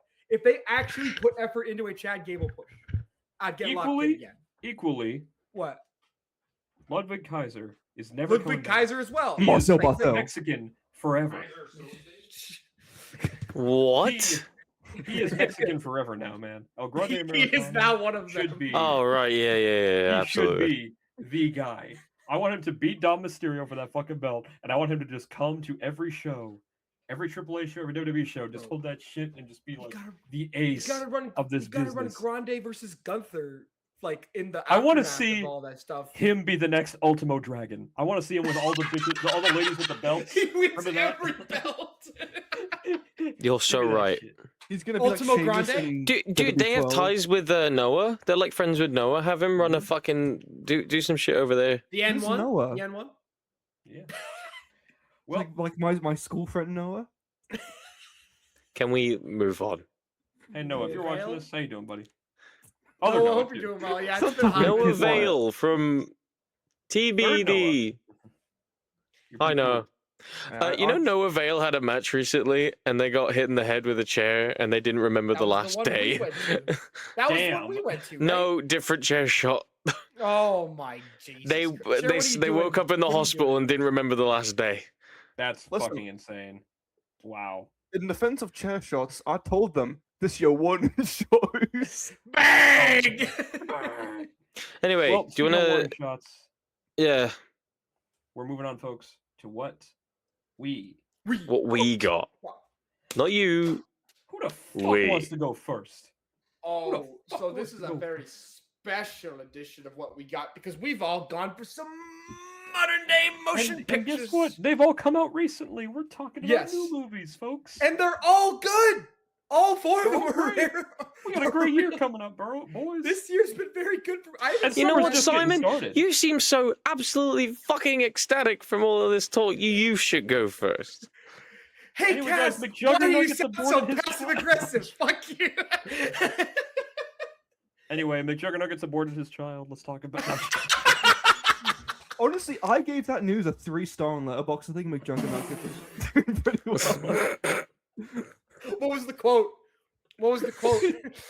This, I hope him this is just better being than like, Legacy. this is your one and The Your Him warning quote was, shot. help. this is your one and shout feed toos. Okay. Simon, Please fucking go. bring something to the table. Bring me Fuck. feed. Anyway, total more. tone shift. I'm gonna hit y'all. Listen, brother. There was another movie I was gonna bring, but Wyatt said I want that movie. He pulled up on game. He used creative control. I said, He politicked backstage, and he did that, and now he's running it back. So I decided to go for a different movie. I had a double feature recently with this movie and another movie that another person here is probably going to be bringing. I'm pretty sure he's bringing it. God. This is the most delightful time I had in the cinema all year. The most just like wholesome, sippy hot chocolate on a winter day, happy time movie. I am of course referring to cinematic hood classic Hugh Jackman in The Sheep Detectives. Baby, Yeah. you need to go see this shit. This is Donut Cast Course Cinema complimentary. Yes, I sir. mean that shit. This I'm is gonna a- see it Wednesday. Oh! Sheep so detective, they're all didn't you know. said you're seeing it Wednesday? You seeing it Wednesday? Sure. I've got a ticket booked for Wednesday the 17th. I will Oh, be seeing it. baby! Now I'm you're away. And a week later, I'm Yeah, seeing Supergirl. So love This that. show, this film slaps. This is a beautiful. This okay, because we mentioned this on the 2026 movie preview pod, and I had no idea what this. I had no idea. What Yeah, this we shit found was. out what it was on the day. We were like, Hugh Jackman fucking dies, and a bunch of talking sheep have to find out who killed him. Well, initially, That's I thought brilliant. it was like a rated R movie or PG-13. Like Oh, is he adult not the movie at sheep? first. I was like, I oh, it's know about nothing. death? No, he's No. the farmer that gets killed. I know nothing about it, so I'm very excited. So, And then I so found out, yeah, it's again, like a family movie, and I'm like, what? I the give fuck? a Okay. very brief plot synopsis. Again, Hair in my face. Hugh Jackman is a shepherd. He lives off outside of this town, and he has got sheep, and all his sheep have a name. I gotta pull up the cast list so I can tell you all the. Oh sheep's my names, God. 'cause they're beautiful. They're all incredible. If Holy anything happened to them, guacamole, Batman. oh, dude. Also, horrible they're news, so- by the way, while you do that. I have an ingrown beard hair right here, and it's pissing me Oh! off. Anyway, That's awesome, man. We I don't better know get how it much out, better buddy. no. But ladies and I'll gents, get out with my teeth. Hugh Jackman is George Hardy, and he loves his sheep, bro. And he's writing letters, to this girl. I won't spoil I won't spoil. I'll say she's played by Molly Gordon, and he's just living his life. But then, after having some strange occurrences with some of the townsfolk, like in classic whodunit fashion, you got plenty of people. You've got the lawyer Lydia Hardbottle. You got Nicholas Braun, who plays the cop, the head of police. In Fire. Oh, he's you know who he is, right? From Sky Yeah, High. He's from Sky High, Zach. and of course Succession. shit, really? So, and yeah. known abuser. Yeah. Listen, welcome to 2026 motion pictures, baby. Deal with it. Yeah, exactly. For that. Everyone's an abuser in 2026. But yeah, there is Unfortunately. good old fashioned Toasted Cole. There is It's not my Hong real views. Chow. It's not my real There views. is Hong Chow? Hong Oh, Chow. I know that Uh, guy. There's plenty of great people. There's bro That's Hong what I call my penis. Xiao Hong Hong Chow. Chu. And Why? Do you want to... In fact, no, I'll do this after. Go on, keep going. so he's got plenty of issues with people. And then one day, the sheep who talk, the two main sheep, Lily, played by Julia Louis-Dreyfus. I love when I'm describing a movie and Wyatt and Cass just do their own Simon, thing he all the time. said It's like, Chow Hong Chow. Chow Hong I Chow. couldn't hold it in. I'm sorry. Where's Yab Deller? He's been absent for too long. God damn it. Anyway, continue. Yeah, Sorry. He Dollar will died. Did you return. not see? He was a fake note. They Aw. revealed that he wasn't real money. He was fraud. He was Simon counterfeit in the middle money. of talking about the sheep detectives. So Simon, please do continue. Talk about the sheep detectives. Thanks, Chair. Thanks, Chair. Anyways, Lily and Waffle. Yeah. Yeah, Simon. Lily, played by Julia Louis-Dreyfus, and Chris O'Dowd plays Mopple. They find he's dead. He's fucking dead, and they don't know why he's dead. He's just laid out on the ground. Okay. And the thing about Hugh Jackman's character is every night he would read his sheep a chapter from a murder mystery novel. He had a whole collection of them. He read it to them all the time. And they decide they're going to solve it. They're going to solve the case of the murder of their shepherd because he had to have been murdered because there's an estate involved, a lot of money. And this movie is Ooh. just super sweet, super delightful. It takes you back to the good era of talking animal movies. You know, we watched some pretty bad talking animal movies for this podcast. We watched The Shaggy Dog. We watched Hitler as a movie. I won't quote that movie again because it was maybe the worst cinematic experience I've ever had in my life. I paid the doctor. I can't even say it without getting sick. You know, like Yeah, it makes me feel ill. And legitimately, this is such a smart movie. It's a very mature movie. A lot of themes about like death and processing death and accepting death. Aw. And it's just, and the cast entirely, like Julia Louis-Dreyfus, she's fantastic. She plays the lead, Lily. She's like the smartest one. She's the one that she always guessed the killer. So she's like, I'm gonna solve this shit. Bryan Cranston is in this movie. He is Sebastian. He is the aura farming black sheep. He is the separated sheep from the That's rest of the cool. herd, and he is just he's like, he reminds me of Gil from Finding Nemo. He's just hard as fuck. And he's always got something hard as fuck to say. Bryan Cranston, by the whenever he's way, was a voice actor. there. way back when. Before he was anyone. And he is was in he's great Power in this, and Rangers, he's Street Fighter. I'm so Yeah. happy to see him like do something that's like more fun and not like Let me just play Walter White He's again for so like the 50th funny. time. I'm rewatching He's Malcolm in the Middle hilarious. right now. He is unbelievable in Malcolm in the he's- Middle. He's so fucking stupendously Now, son, you understand that when you go down this path, there's no turning back. Like all that. Sidetrack. If you've not seen the bowling episode of Malcolm in the Middle, one of the best episodes of TV you'll ever see. I loved that shit. I gotta That watch is. it. No, you Have watched you that not? thing, didn't you? Did I? We watched Yeah, so the one where like they go to the bowling alley, years but it's back. like what it would be like if his dad brought him or if his mom brought him, and it was two different. Yeah, it was like, 2 different timelines. Yeah, I swear you were Was there I for that. there or was I? Simon wasn't there. I was there. Fun fact, Man, in you must that, have in that hated it. episode, his love interest is played by the woman who'd go on to be Sadie Adler in Red Dead Redemption 2. No fucking way. That's That's fucking real. crazy. That's What? that's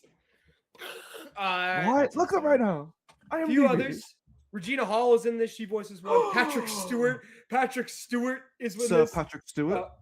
Regina Hall's in another movie. Logan, they fucking murdered you. We have to figure out who did it, Logan. Yes, and Stan, last time you used the machine, you created something called Israel. You can also see Regina Hall in Scary Movie 6 out now. Great movie. Go watch it. Enjoy before Twitter tells What? you not to. Simon, would you like to continue? Yeah. So another thing about this movie, it feels like a throwback. It's definitely like a cheaply made movie, but not in like a bad way. You could tell that it's just a very low key. It's like Nanny McPhee.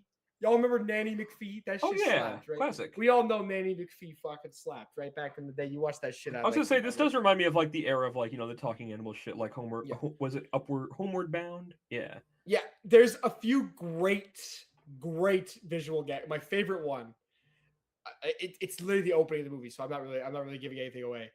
It's before the logo even comes up. It's the MGM logo, and the lion goes to roar, but instead of a roar, it's a sheep ba. And but it's a lion still. No, it's the lion's face. It just goes, yeah, and I just That's funny. burst out laughing in the theater.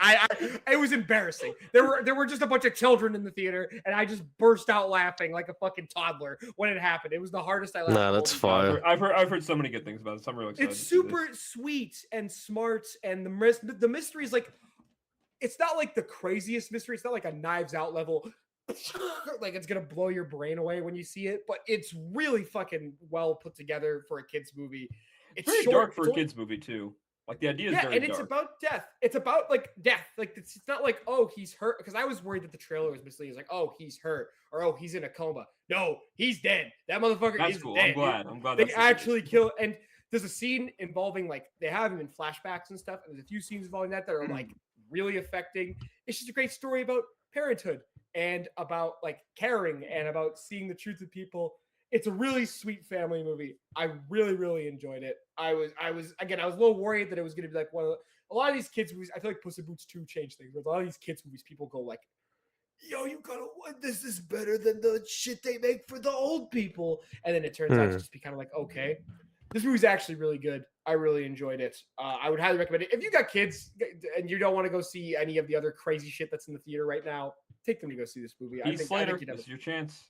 And for such a dark That's a good plot joke. to a movie, for it to be family friendly and still be highly praised, that means it's working with this story under obviously the limitations presented with being family friendly. And it's got you glazing it, so it's clearly done something right. It's just a really sweet. It's not like a perfect like 10 out of 10, but it's just a great. But it's a time. good watch.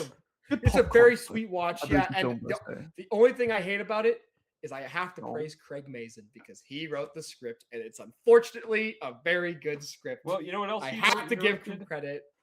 What? Superhero movie with Drake Bell, which is a great movie. Anyway, true. The food item for the Sheep Detectives obviously has got to be shepherd's pie. Obviously. Yeah. Oh wait, do we have to bring a food item? Yes, sir. Lil Chiggle don't watch the pod. He doesn't know. Shit. Shit. Dude, he's playing with the big boys now, man. He's playing with the big guys. You're going nowhere. No, I thought we'd made an exception for me because I don't eat food. No, it's okay. We'll figure out what you can fucking digest without dying. Quick question about this shepherd's pie rating. Is the shepherd's pie with corn or peas? I will let the viewer decide. Have some more chicken. Oh, have some Oh my fucking God. dignity, bro. Have some more Why does it chicken. boil Have or some more fried? fries. It doesn't matter if it's boiled or fried. You know what else is boiled or fried? Cass. You're You want boiled. me to go next? You've been You don't have boiled. to. We'll call and Dude, share. I watched a movie that I'm obsessed with, to be honest, and it's not the one you're thinking of. I actually decided to watch for a second time on my birthday. I was so into it. Yes, happy I birthday, wanted Cass, to by the way. bring. What'd you just say over me? Said happy birthday, Cass. I just want to make Happy birthday. birthday. Hey. Can I just say happy birthday, Ivar? Oh, Ivar, yeah, happy birthday, Ivar. Yes. Happy birthday to me. Yes. No, it's not your birthday. It's his birthday. Right, shut up. A young man by the name of Kane. I fucking hate all of you. A young man by the name of Kane Parsons decided to make a bunch of videos on YouTube, and he's 20 years old, by the way, if you didn't know. He was given the opportunity to direct his first movie by A24, and this is Backrooms. So, awesome. We've been hyped for this one. We've been hyped for this one too. We've been talking. I've been about very it hyped since I heard it was announced. I was so stoked when I found out that he was directing it when I first heard this. Yeah. A fantastic win just for young people in the industry. Yeah, honestly. Because when you have like the FNAF movie being directed by fucking what's his fucking name? Well, the It's like- written Scott Cawthon what's his wrote it. name? Scott Cawthon wrote it. The original. No, who's the director? Yeah, who's the director? See, we we don't Go don't find out. It wasn't someone tied to it. Kane Parsons is so cool, and people are saying this is a win for like YouTube and shit. No, this is a win for a young lad who's had a passion project for the last like half decade, and he's been absolutely killing it. And he was given a shit ton of money to like visualize his dream, and I have so much to say, by the way, so just lock in. It's by a big studio like A24 as well. Them putting their name on someone like Kane Parsons is a tremendous win. Yeah, It's also, incredible. For these next three, well, I don't know why it's maybe not, but for this movie, there's a spoiler, Kong, because we've all seen this movie. Oh so yeah, 100%, so yeah, because we've all seen this. Right. I didn't see what that was. All right, So lock Curry in. Barker. It's Curry Barker, my goat. Oh no! So, this movie, the first like 4 or 5 minutes, is just a strict feed of some lost footage of a guy that is exploring the backrooms. It's just like a YouTube video that you used to put out. I thought it was I thought we were going to see the first video. I thought it was the whole first video. So you won't believe this. You know the very first post with like the exact angle of the wall and everything? That's in the movie. He replicated that exact room. I was going to say, yeah, I figured. That's So amazing. he made this whole film. So basically, the backrooms themselves, right? Not only are they perfectly made, and I think the sets and everything, he made close to 300 rooms in real life that just kept going and going and going. And I don't know how he got the space to do this. I don't know how the fuck they gave him a warehouse big enough to do that. The original was done in just Blender, right? Like that was all just Yeah, it was all done on a computer. It was none of it was real. Building that shit must be so fucking cool. So he's this young 20-year-old director leading fucking Chiwetel around all these rooms. And he's like, we're going to film like certain parts, but if you want to go out there, then go explore, because I've made like as many different rooms as possible. And it just kept going and going. It's crazy. So the whole aspect of the rooms themselves is perfectly done. I think it's terrifying, the idea that you can phase through a wall at any point and there's fucking just endless office buildings with random shit going on. And the way they're fabricated. Yeah, perfect. The first time he walks in, and there's there's this collage of like furniture in the all center the chairs and shit. Yeah, I love how some of it is like clipping through, like it's in like a video game or like it's propped in Blender. He said that most of his inspiration was just playing from like source games like Half-Life and Gmod and all that, which is funny because in the first 3 minutes there's a scene where like he's looking at like a banner and it's clearly clipped through the ceiling, and then you hear a door open and it's the exact same door sound effect from Half-Life, like verbatim, that's which is so funny. But yeah, no, everything to do with the actual backrooms themselves is perfect. I was worried coming into it that the addition of a real life human being would kind of fuck with it a little bit, because I don't know how good he is at writing characters, but he makes this character Clark, who runs the furniture store, and like what's the name of the furniture store, by the way? Oh fuck! What is it? Welcome to Captain Clark's furniture store. You want a good deal of furniture? You come down to Captain Clark's. Ottoman Empire. Yeah. The Ottoman Empire. What the fuck? I love the shit with the pirate where he's like trying to film the advert and then he sits down, the fucking chair snaps, and he's like, "Oh god damn it!" You see this like truly gut-wrenching scene of him in therapy where he's like pouring his heart out. He's clearly upset, and then it cuts that. It's like, bro, no wonder you're depressed. You have to do this to make ends meet. That is so fucking sad. This is what I'm saying about the character work. Like, I didn't think it would work, but especially the end scene where he replicates the argument, but in the back rooms when she's tied to the chair. That was great. Yeah. Just the whole, like, you know, someone needs to provide around here, and if you don't get your fat fucking ass and help me, you know, I am a fucking architect, you know. Like, see that was my thing. That's where I want to like just discuss that real quick. Yeah. Did you like the story? Yes. I thought it was fine for what the backrooms is. I'm like, okay, we need a story to get us here. This is good enough. Thing is, I thought it was okay the first time, but the second time I got way more into it because you start to notice. Yeah. Well, here's the thing. I don't know if you guys noticed this, but you know, it's probably way more obvious than I'm making it out to be. But I figured out on my second viewing. You never see his wife, the real woman, right? Yeah. But when he enters the backrooms and has stayed there for a very long time, and then he suffocates Mary. The woman standing in the room that he scalps the wig off of is his wife. Yeah. I didn't realize that at first. So, like, when you see that, and he's like, no, wait. He says to her, "Can you get the lights?" Sorry, still training her. That's supposed to be like a metaphor for him mistreating his wife in real life, and that's why he's going to therapy and all that. I kind of got that because I remember the line being like, "Oh, this is a assistant of mine, and this is some random guy," and then he goes to her.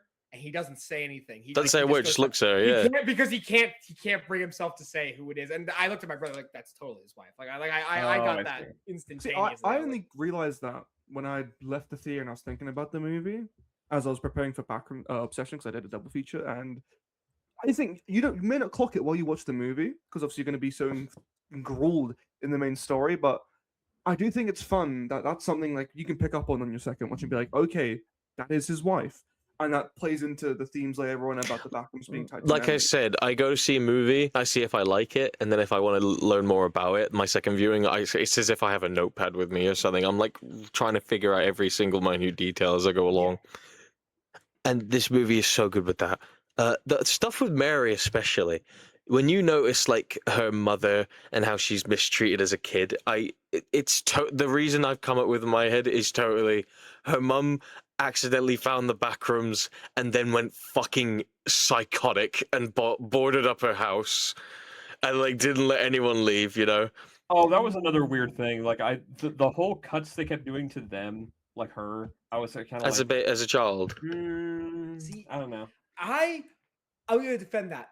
I actually really like the choice to do that because that was my big concern. I think I said this from the first when this movie was announced. I was like, this is the kind of thing that isn't scary if you over-explain it, or it can very easily become silly if you actually start explaining it too much. The stuff with Mary and her flashback was great because I feel like they gave you just enough to be like, oh, so her mom was like clearly damaging to her, but they didn't over-explain it to the point where you were like, oh, I feel like I know way too much. I like that they didn't explicitly say she found the back rooms. I like the idea that why she was crazy. Person. She was just an unmedicated person. Do you want to hear my reasoning for that? What? Yeah, okay. Because you know when Clark goes to visit Mary a second time and he's like, yeah, I found all these rooms and it's crazy. And then she's like, I'm not saying I don't believe you. And he's like, all right, fuck you. You know what? I'm going to come back with proof. You can see a look on Mary's face as she like looks at the rock thing from her old house. She knows something's going on. She's like, oh shit, my mum was right. You know, there is a back rooms. Okay. That's what I think that was. I think you can interpret it in that way, but I do think it's also fair to not to. And that's why I do love how much is left up to viewer Yeah. interpretation. Yeah. If a movie can make you think and make you have debates with people Like, about it, this is a great fucking movie. You can even interpret it like, oh, she just sees that Clark is going down the same path that her mom did of just like dissociating and like becoming completely And that's out of why touch she with became reality. curious and wanted to go and see if he was right. And seriously, just quick thing as well. This is a movie as well. Like, I agree with Wyatt on terms of the story being like, the story's not like all time. It's not like perfect story. I think the performance, like Chiwetel and Chiwetel's awesome. Renata, He's always been He's great. so good in this film. They treated this with sincerity, and they were Chiwetel especially. This is the best acting he's done. What was the last time he was? 12 Years a Slave probably was the last time. Oh yeah, that was like I'm sure there's probably something we're forgetting at some point, but like this is the first time in a long time I was like, holy shit, he is like really putting his all into this character. Yeah. I feel like without his performance, the movie kind of falls apart. He's like the perfect entry into the world in that regard, right? And like the whole themes in the movie of losing your touch with reality makes sense because we are also losing our touch with reality because we are seeing this whole thing just go complete fucking insane the longer it goes on, right? So there's more to dive into with like the backrooms themselves, but like one scene I really like, this is my favorite part of the whole film, is that 10-minute gap where he gets his two co-workers to come with him. That's the best scene. And then the guy with the rope, and then he falls down, like you see all of it's done in the VHS camcorder footage. Terrifying. Can I say it's actually terrifying. It's unwatchable. Can I say when that shit started and when that shit ended, that whole period, that was the closest thing that I felt to Blair Witch Project since Blair Witch Project came out. Because nothing has captured that vibe ever.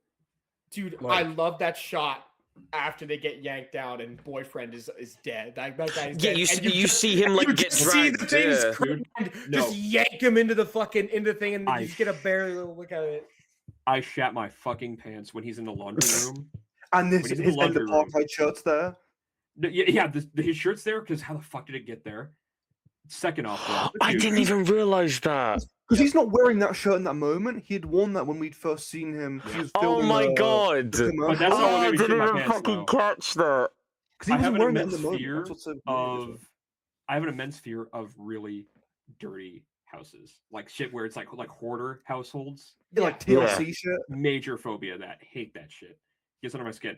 There's a part where you see a mannequin head peeping up a little bit with its eyes like this, just staring. Yeah, I thought it was like a severed head or a body.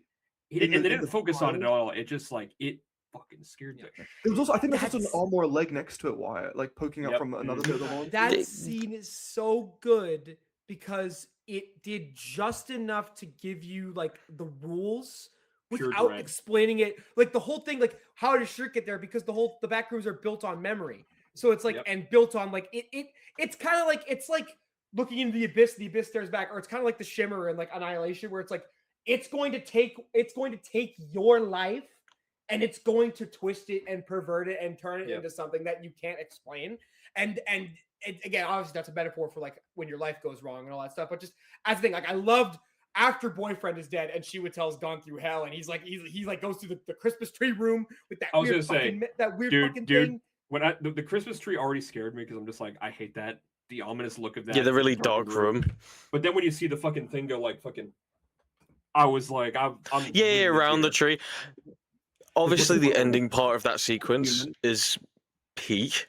He's gone into the little swimming pool area. You can hear her going, "I'm through the window," but there is no window. He's like, "Where the fuck are you? What are you talking about?" And then the creature off screen picks the camcorder up, and it's giant. And Chiwetel's like. That's that Blair Witch shit right there, where you're just like, that's on my favorite. That made me wish the whole film was just this camcorder footage stuff. I wish it was. I really wish like that would have been perfect. But at the same time, it kind of the reason why I think the opening and the middle portion or those scenes are so good because they stand out because they're juxtaposed by a real movie kind of. I still love most of the shots. Like there's certain shots where there's just a random guy dealing with his car, and then like a car comes down. It's like it's really specific. Positions for the camera with Mary's like flashbacks where it's like the bright blue sky and people's like faces being yes it doesn't look real. I say the fucking shot where it might be right after that scene actually where it hard cuts to the town and you see like the little hilltop with like the town and it's like it was like really long skyline.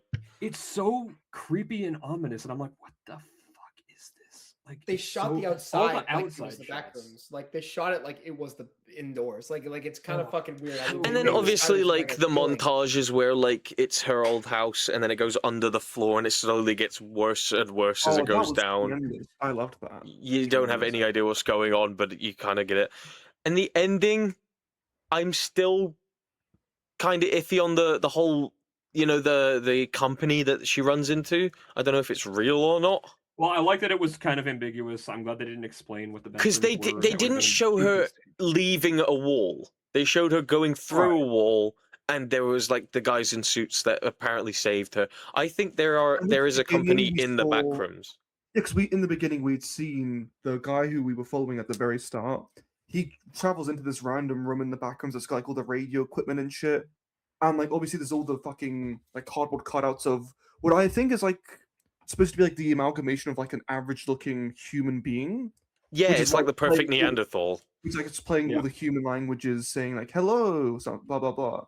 Yeah. I love that, by the way, because that shows that humans have been here. That shows like not just humans, but like a collection of minds Did, has thought of this and placed this here with did intent. cavemen find this shit? Like that's my actual thought. Like, well, no, That but would no, be but like crazy. that, and that's all. I'm only half joking. But like, how long has this shit been around Ye- for? You know what fucks me up? You know the What? guy with the glasses that talks to Mary at the end and says like, you know, we used to make MRI machines, but now He we're was fucking creeping, the studying. creep. He saw Clark in the back rooms, and then the next shot you see of him, he's realizing that Clark is part of the Ottoman Empire, right? Yeah. Yeah. He's in a house with his family. So is he in the back rooms or is he not in the back He rooms? built a life I there. believed he Ooh. was living his normal life outside of the back rooms, and he went to his job where he saw the camera. Because I believe that shot where we see Clark in the back rooms. I think that's what Clark saw on the TV earlier in the film. Like it had like a weird like split-second flash of something on the TV he was watching. Yeah. I think that was like a future shot of him in the back rooms. So I think that guy, who I forget the actor's name, but he's fucking Mark Duplass. great. Mark. Mark Duplass, Mark. yeah, Yeah. love him He's as cool. Gary. I think he's like real, and like he's in the Yes. real world. But for the ending, it's so ambiguous because we're in Mary's POV. We don't know whether she's still in the back rooms or not, and I love that because we don't know if she's in the back rooms or not.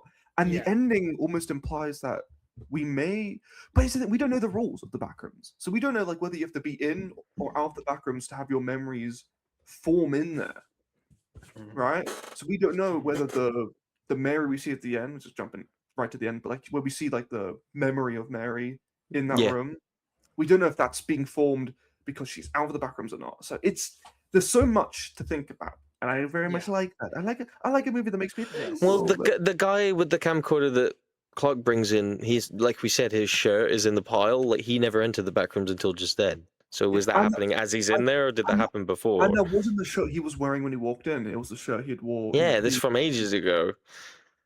But It's that could also- weird. It's really weird. But it's also a recent outfit of his as well. So like, could that be because Is He's the seen back rooms clothes. forming as you go through it?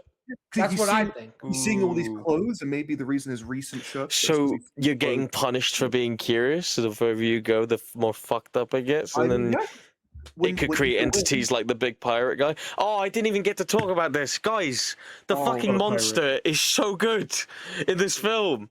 It's so Like well the designed. fucked up lanky pirate I Clark. thought it was cool. Emphasize all the pirate Oh. element shit. Sorry, what? I thought it was cool.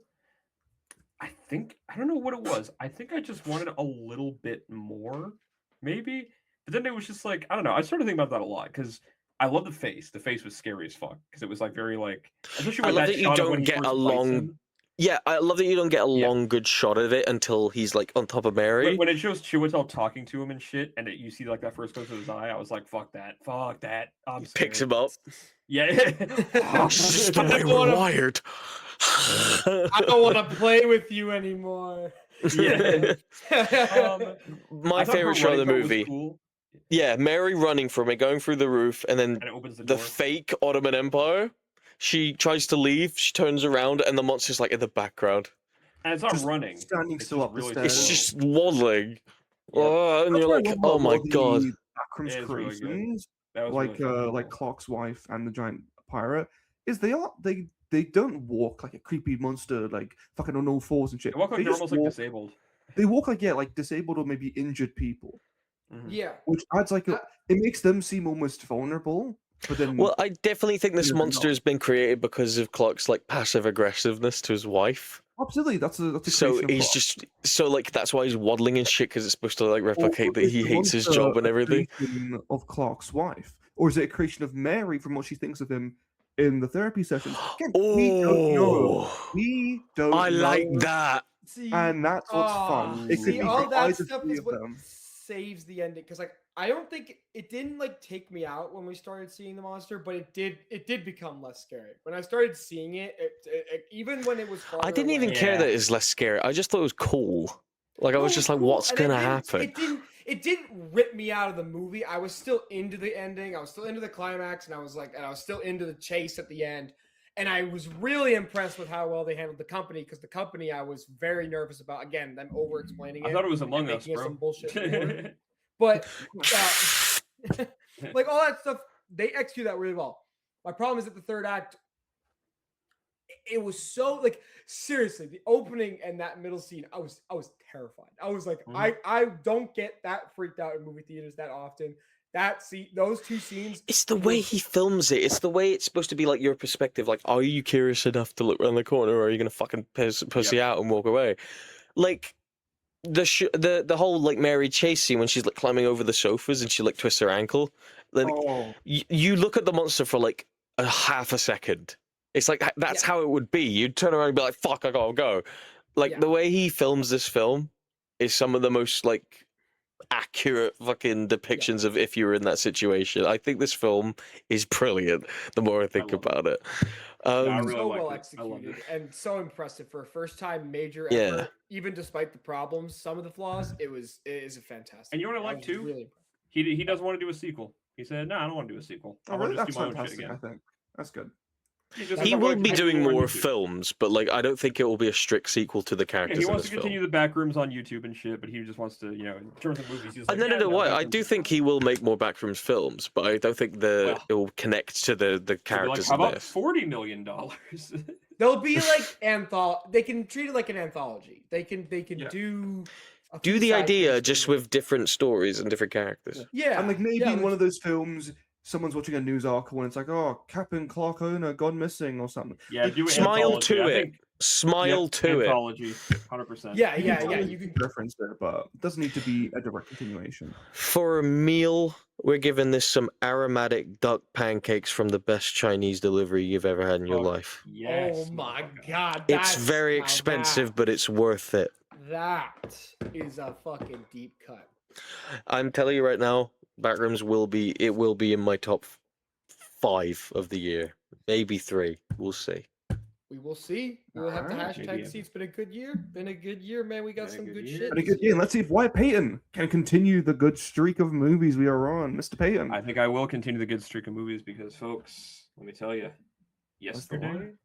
2 days ago, 2 days ago. What was It was yesterday? Friday when you saw I'm it, locked right? in yeah, now. today's That, Sunday. that was a great talk. Friday, folks, I went and saw the new Steven Spielberg movie, Disclosure Day. Yeah. I've heard very Uh, good things. I I'm hate to excited. burst your bubble. No crazy spoilers. I still haven't seen I it. won't be. I'm not going to. I've also seen it, but I won't spoil anything. I won't spoil anything. No. But I just want to tell you, folks, right now. Serious thing. When this was announced, because it was just kind of floated as like Spielberg's doing like a UFO project. That's all it was. It wasn't an alien movie. It was. I thought he'd be like a producer or something. I didn't realize he was the writer and He was director of directing. this. Full Yeah, direction. Yeah. which is awesome. Also, Spielberg's first movie that takes place in the present in like 15 years, I think. Yes, not- More than that.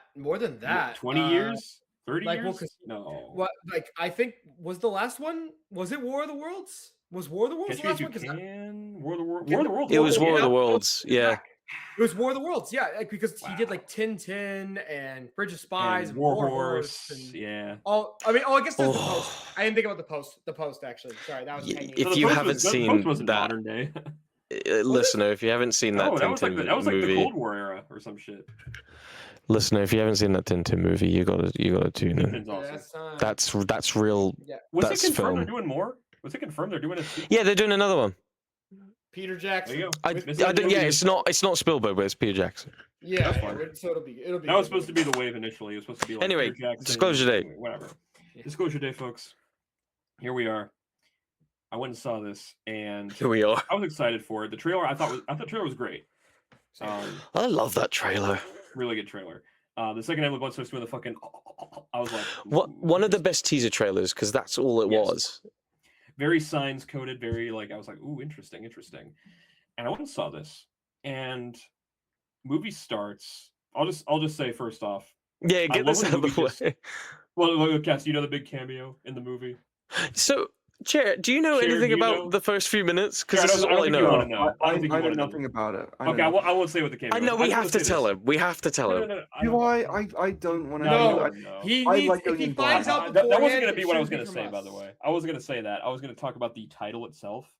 I love when a movie just starts with like the logos, and then Steven Spielberg just immediately title card. Like, yeah. Wastes no time. You're just in. You're talking about title cards. We'll get there. And literally, like right title card. Opening sequence, you're just like, oh shit, what's going on?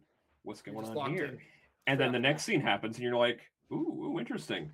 And Spielberg keeps your attention until the credits roll. This is probably my favorite movie of the year, folks. I love this fucking movie. Look, 28 years. I thought the drama was better than 28 years, and I was like, is it? And I'm thinking, the drama is really good. The drama is really good. I loved that film. Wow. But here's the thing. I'm just going to tell you about my experience with this movie because, like I said, I'm watching this movie, and we're being introduced to people. We're seeing Spielberg again. No one does it like Spielberg, man. When you see slop in theaters, when you see shit movies that just have no vision, no creative vision at all, and you see a veteran come in and just be like, hey, you know what? Get that shit out. He's going to say, you know what? How about this scene right here where we're introducing this character who's a weather reporter, and she's saying, it's going to hail. What if we did her pouring Cheerios as that's happening over the screen? Stupid shit like that. Stuff you would never even think of, and you're like, that works amazing. What the fuck? Like, just those little moments of just, like, life and wonder. Spielberg is so good, even if it's for a split second. Random strangers in his movies have so much more character than main characters and other shit. This movie's great with that. This movie is really fantastic with that. I'm locked in. Not only do you get that, but this is essentially all the hits for Spielberg. Even in terms of, like, you know, like the Spielberg comedy also. Like slapstick kind of thing. You get that at a portion of it. You know what I'm talking about, right, Simon? With the fucking yes. Like the music too. John Williams scores this fucking thing as well. Does he now? You hear that music. It's not just John Williams. It feels like that classic sci-fi E.T. like it's like it must be how people felt when stuff like E.T. came out. It's like it's new and it clearly was like gonna stand the test of time at the time. The Terminal 2004. And I'll get into kind of what the movie is without saying much of it. It's essentially about you're introduced to this guy Danny, who has this backpack with him that's full of secrets, and he's on the run because these people, this certain company, doesn't want these secrets out because it could change the world. And spoiler, those secrets are alien related. And his plan is because he believes that the world needs to know about this because not only does he have this in possession and this whole thing is happening, the world is on the brink of World War III. There is a bunch of countries ready to literally start launching nuke. That's such a cool fucking. And he's like wow. Feels like ooh. That feels really good. That's such a cool thing to like battle out. Like there are aliens coming. At this point, he's like he's kind of grappling with his girlfriend being basically like who are we to decide like if this is the right thing to show to people. He just goes, well, I really don't care at this point because everyone has a right to know this. This could change the whole world for good or bad. We have to do it. And his plan is just full disclosure to the entire world all at once. Like broadcast this shit to everyone. Show everything, every bit of footage, every photo, every video, every security cam footage. Like real quick, that weather lady when she's like doing the fucking mouth shit. And then by the way, Emily Blunt, probably one of her best roles in my opinion. That's awesome. It might be her best. It might be her best performance. That's awesome, dude. Again, when you're introduced to a character and you're just like, I already like this person. I already like this person. You're just like so likable. The second she comes on screen, you're like, I am instantly magnetic. Also, like, magnetically Wyatt attached. Russell Like, didn't know he was in this. What the fuck? Wyatt Her Russell is fucking great. boyfriend. Wyatt Russell's in it. Yeah, he plays her boyfriend in the movie. Yeah. Eve Houston. I never heard of this woman before. She plays Danny's girlfriend. She is maybe the best performance in the whole movie. There's a Oh yeah, we scene love where- Eve. What? Let's get into official one shot. Rewind that. And All right, Eve, wheel it back. Continue. there's a great scene with her and the antagonist of the movie, Mr. Colin Firth, who I feel like I don't see enough in these movies. I didn't even know that was Colin Firth until like the fucking movie was getting going. I was like, that's Colin Firth. What the That's fuck? fucking Colin Firth. What was the last movie he was in? Hello. Kingsman 2? There is Hello, a point in James. this movie though involving him using technology where he literally looks like that fucking guy in the TikToks who goes, "No!" The guy who screams and acts like, you know what I mean? The bald dude. We're not gonna make it. Yeah. I'm gonna bury my son. My son is gonna bury me. Can we get him in a Kane Parsons movie? Oh my god. Can you imagine him in the back rooms? Oh my god. But like I said, like when you have someone like Spielberg behind the camera, juxtaposed to, you know, this current stream of movies that are out, even some that are well directed, when you see a guy like him, this guy who's had this legacy for like almost 50 years, probably more than 50 years at this point, right? Oh yeah, more than 50. Like Jaws was how long ago? Fucking It's the 70s, bro. That was the 74? about 75. that then, yeah. Oh yeah, so that's yeah. You wow. keep talking, I'm gonna find out. So when you see shit like that and you see like how he does that, because again, one of my favorite Spielberg movies is War of the Worlds, specifically because of the action in that movie. Like, I mean, dude, that car sequence in the mob, Dude, I was just about to say, the guy ripping open the when he rips the windshield, glass, it's terrifying. I couldn't believe what I was watching. unbelievable. I Ugh. fucking love War of the Worlds. And when you see shit like this, there's a go ahead, Kaz. Were you gonna say something? I was just gonna say, Jaws was June 20th, 1975. So that was 50, 40? 51 years ago. Well, because last year was the big 50-year Was the 50. IMAX Yep. re-release. Yep, Yeah, and I saw it. It was great. Incredible, by the way. Incredible Holy re-release. fuck. My God. Yeah. So, like I said, there's a point in this movie where it's like I won't say what it is, but it's a guy trying to escape a farm, basically trying to escape. From these I guys. saw the little clip. Is that with the car? Yes, with the car. Oh, That dude, I whole was locked in. sequence- there's more to that sequence. That entire scene, it's probably like what, 10 minutes almost. Yeah, it's Not Yeah, like, yeah. It starts off kind of like a one take. It's not a full one take, but the way that this is shot and the tension that's being built, you're just like, oh shit, oh shit, oh shit. You're like praying this guy gets out of there, like, come on, come on. And then there's like a moment involving a car and a house and a specific camera shot where I literally like got up. I was like, oh yeah. And I was doing the fucking bro. I was doing the fucking come on now. Come on. Come on, no, dude. The whole movie, I think this is the best part.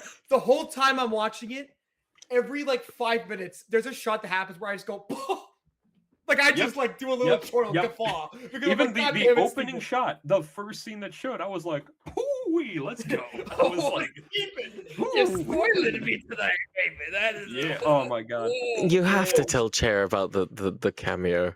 Maybe he after. I needs won't- to see it. Because if I didn't know it about ain't if it ain't us, it's gonna be some random fucking tweet before he don't sees care it. It's what gonna spoil it you for know him. about it Listen, either. I haven't seen anything regarding your brand new day leaks, doomsday leaks. I don't get. Okay. movie He footage steers stuff clear on leaks. I'll give him that. Look, all I'll He's say, Chair, is it'll pop you crazy. It was so it'll pop you random. really fucking hard. It's amazing. I'm ready for the Charlie Cox, Jay McCarroll spit swapping makeout session with Christian Cage refereeing. Okay, I'm ready for it.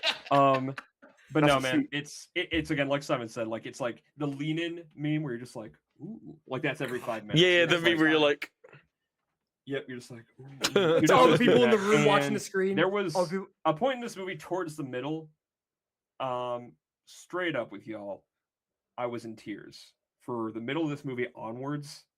Just tears like every like couple seconds. Not because like, Aw. the movie's like sad or like this or that. It's not even like a you're just it's captivated. just captivated, exactly. Overwhelmed with just this what I'm seeing and just how it's being told, how this story is being told.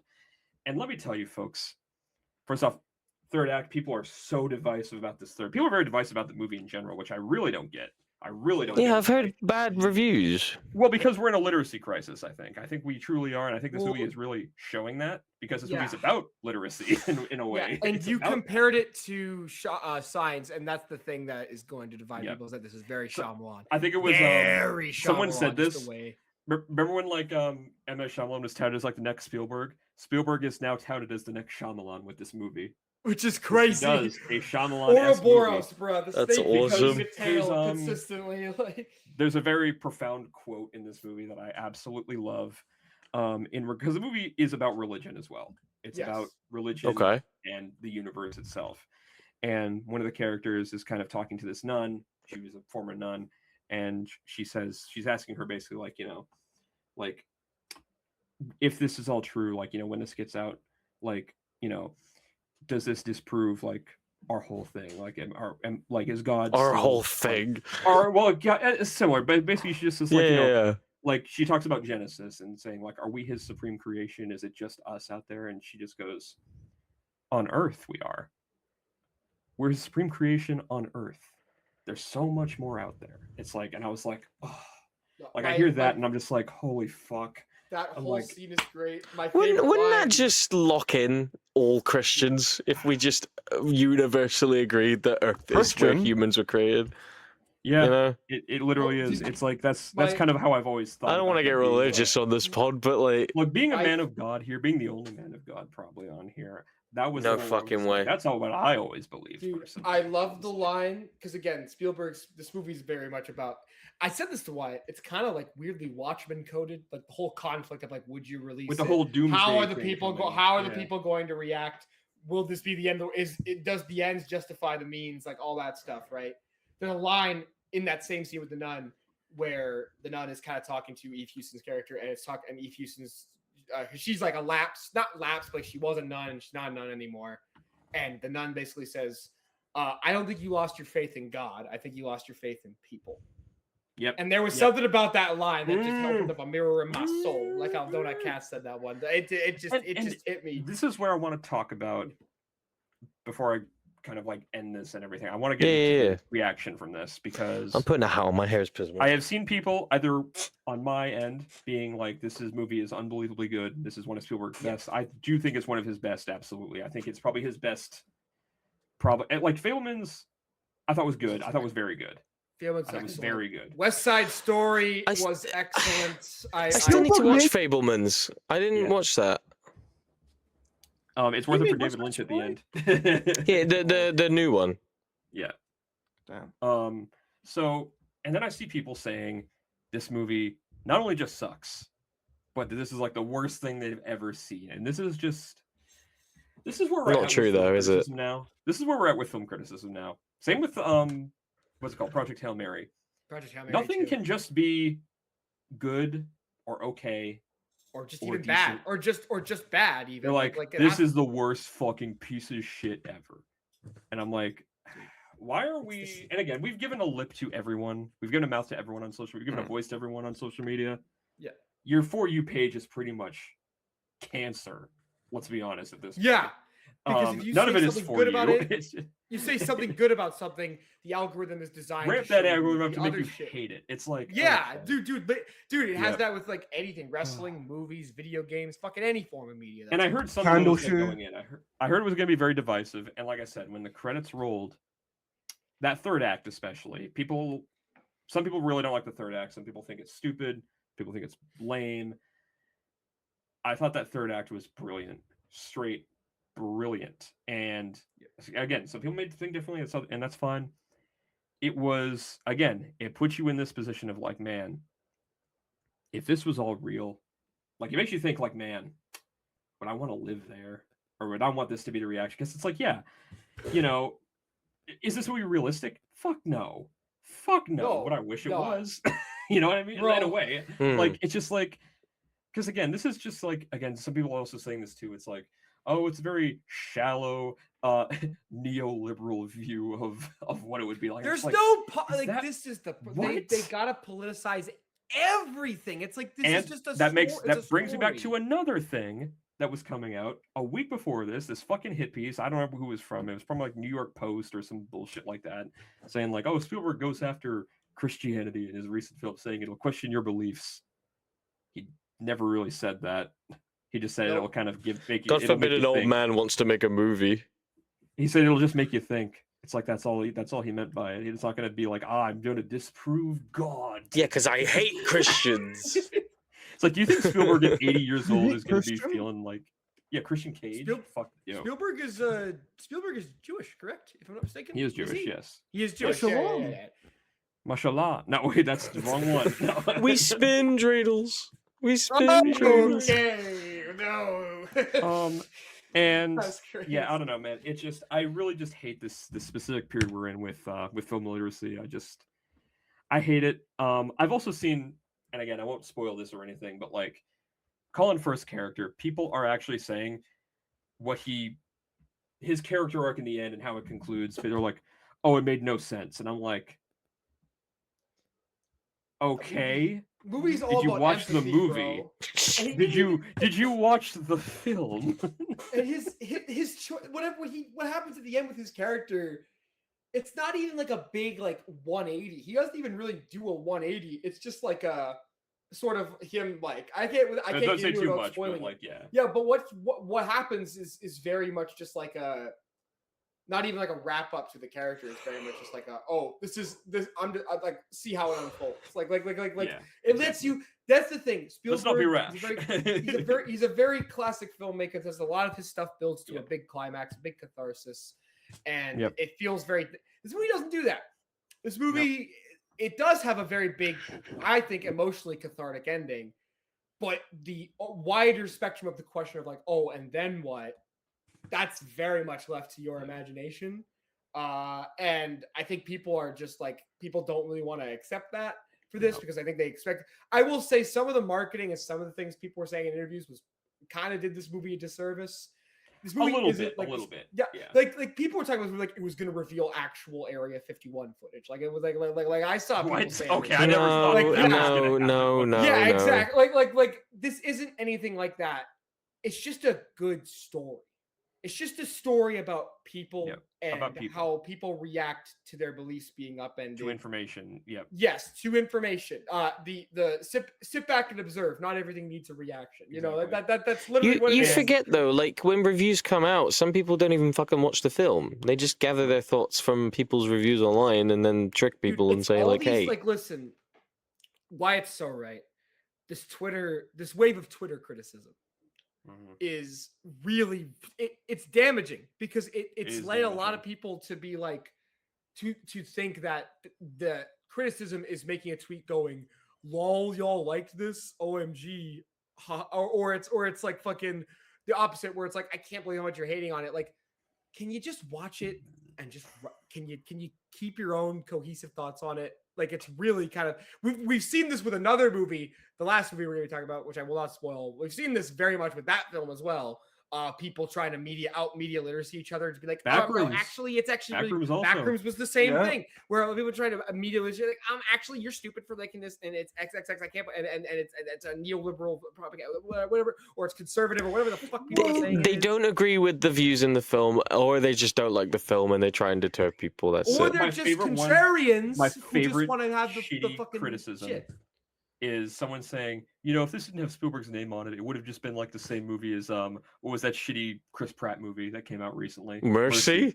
People actually said, oh, if this didn't have Spielberg's name on it, this would just be Mercy, pretty much. I'm like, that movie. Oh yeah, you mean fucking blows, dude. You're telling me, but it has Spielberg's name on it, so like. I was gonna say this has relevant. Spielberg's. This has an insane style to it as well. I'm like, Mercy would never do any of the shots in this movie. They'd probably kill the director of Mercy for doing some of these. Bro, if Kevin Feige found you doing this shit, you'd be in the river. You'd be going down the river, and brother. I want to touch on this in the river. Coleman Domingo's fantastic. Josh O'Connor, fantastic as well. All the acting's great in this movie. Yes, it has, again, like I said, that wonderment, that whimsicalness, especially towards like the second half, where we get into kind of more of like Emily Blunt and Josh Connor and kind of like their kind of backstories are more like told a bit more, and you kind of see more so about what the film's about. You're just like, oh wow, and it has just that wonderment of just like, and it really makes you kind of hopeful too in a way.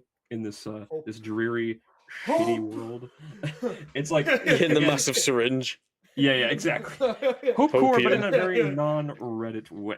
Not to say Hopecore is Reddit. I think that's stupid. People don't like Hope anymore either. People just hate Hope. Yeah. It's like, fuck you, man. It's like I like this shit. love loving life. Look, love I am excited to see this one because I kind of let this slip under my anticipated stuff. It probably is my favorite movie of the year. Again, like I said, I was captivated from start to finish. I literally, like, there's a middle point in the movie where I was like, I look over my mom, and my mom is already bawling her eyes out, like in the middle point, and I'm just like, the ending happens, that final scene right where it cuts to credits. It's just perfect.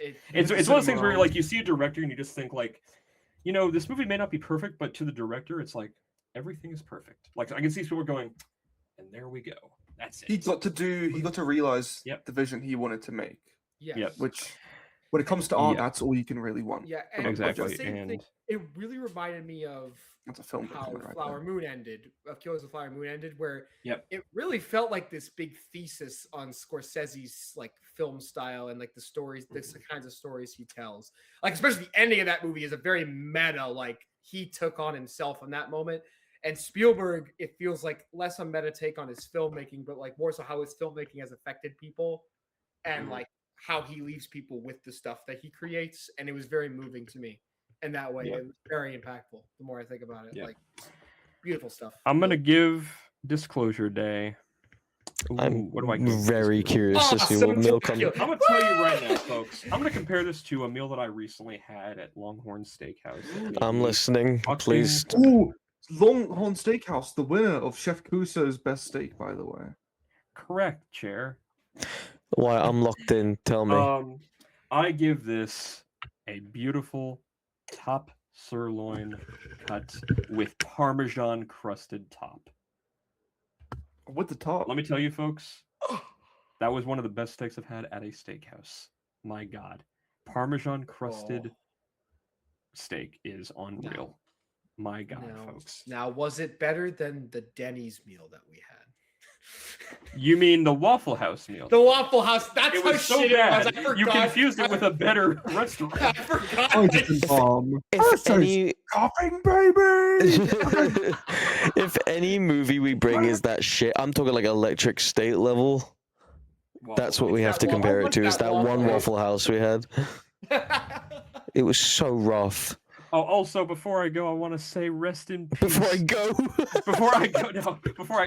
I want to say rest in peace, Gene Shalit, 100 years old, the greatest film That's so goated.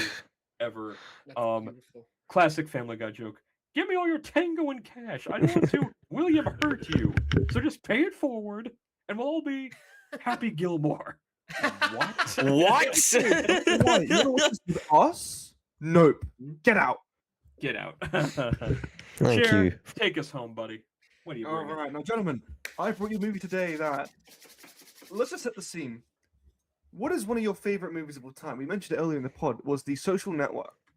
Yeah. Now, what if we took the writer of The Social Network, the director of the greatest rom-com, When Harry Met Sally? That's what gives us 1995's classic movie, The American President. Yeah!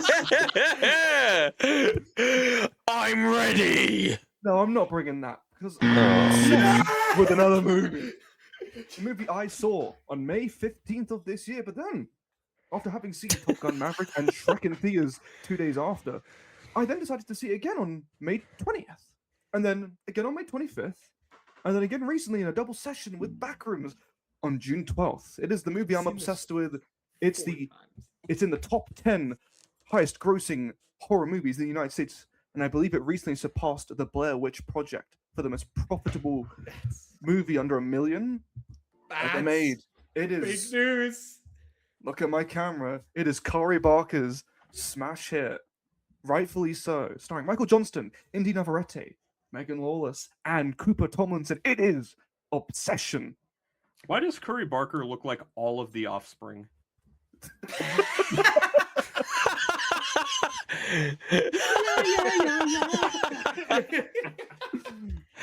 friend's got a girlfriend. He looks like the guy that plays SpongeBob in the musical. Ethan The- Slater. The guy that broke up with Ariana Grande. Ethan Slater. All right. Anyways, Chair, tell us about the best movie of the year so far. What can I Tell us. say about Obsession that I feel like I haven't already preached to the choir? I've been glazing this movie non-stop since I'd seen it. For over a month, for about a month now, I've been just constantly hammering home to every single person I fucking know. From my Instagram stories to my DMs to every Discord server I'm in, I'm telling people, you need to go see Obsession. When Simon saw it, we hopped on a Discord call for an hour and a half and just spoke about the movie. We haven't done that for fucking anything else. Can I say something before you get into it? Please do. We had a chance the last day of our trip in North Carolina to go see this movie, and I'm so No, happy we didn't. Don't fucking start. No, No, we we were didn't. so cooked. We were so cooked on Sunday. No. Look, here's the thing. If we had not gone to Waffle House, We could have. I would have just gone cinema. You're right. That would have been such a better idea. that was the problem. We went to Waffle House. We could have just gone to the movies, and we would have had a way better time. True. But However, anyway, let me, Chair, continue. as someone, let me quickly set the scene as to why I've seen this 4 times. Because I introduced myself with that I've seen this movie in cinema 4 times. I don't see many movies more than once in the cinema. I've seen only 2 other films twice, and that was Guardians 3, and that's because the movie was airing during our final exams in school. So I'd seen it with a friend after those had ended because he hadn't seen it due to focusing on the exams. Another was Doctor Strange Multiverse of Madness, and I'd only seen it the second time because I was skipping school and wanted something to do. And even then, at least one of the watches of those films I mentioned would have been with friends. I've seen Obsession 4 times by myself in the cinema. I've gone by myself because I love this movie and I enjoy the experience I've had watching it. I used to hate going to a cinema on my own, but now I prefer it that way. I love it. You know what liberated me of that feeling? Hmm. Back in 2024, the old Spider-Man movies were all coming back into cinema. And for the first time ever, all of them, like it was like in weeks. Oh, wow. Yeah. And the only time I've ever been in a cinema where it was just me, like no one else had booked a seat, was when I booked Spider-Man 1, Sam Raimi. I entered the cinema, not a soul in sight. And when you're in a cinema alone, and you can just like react, you can make noises, you can quote along the film like that, and you have no judgment. You can just be yourself and enjoy a movie in a big empty cinema. It's the most freeing experience, and I think that's what made me realize, I can watch movies by myself now. I don't need to. This doesn't have to be a social thing. It can be a me thing. So yes, that really enlightened me to the brilliance of the theatrical experience. I haven't had a complete solo theater experience yet, but I have gone to the movies many times by myself. It's a very liberating thing to do. Treat yourself. Go see a fucking movie. Dude, it's very liberating and over-medicating as well.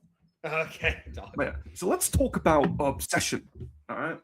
This movie was made for $750,000 dues.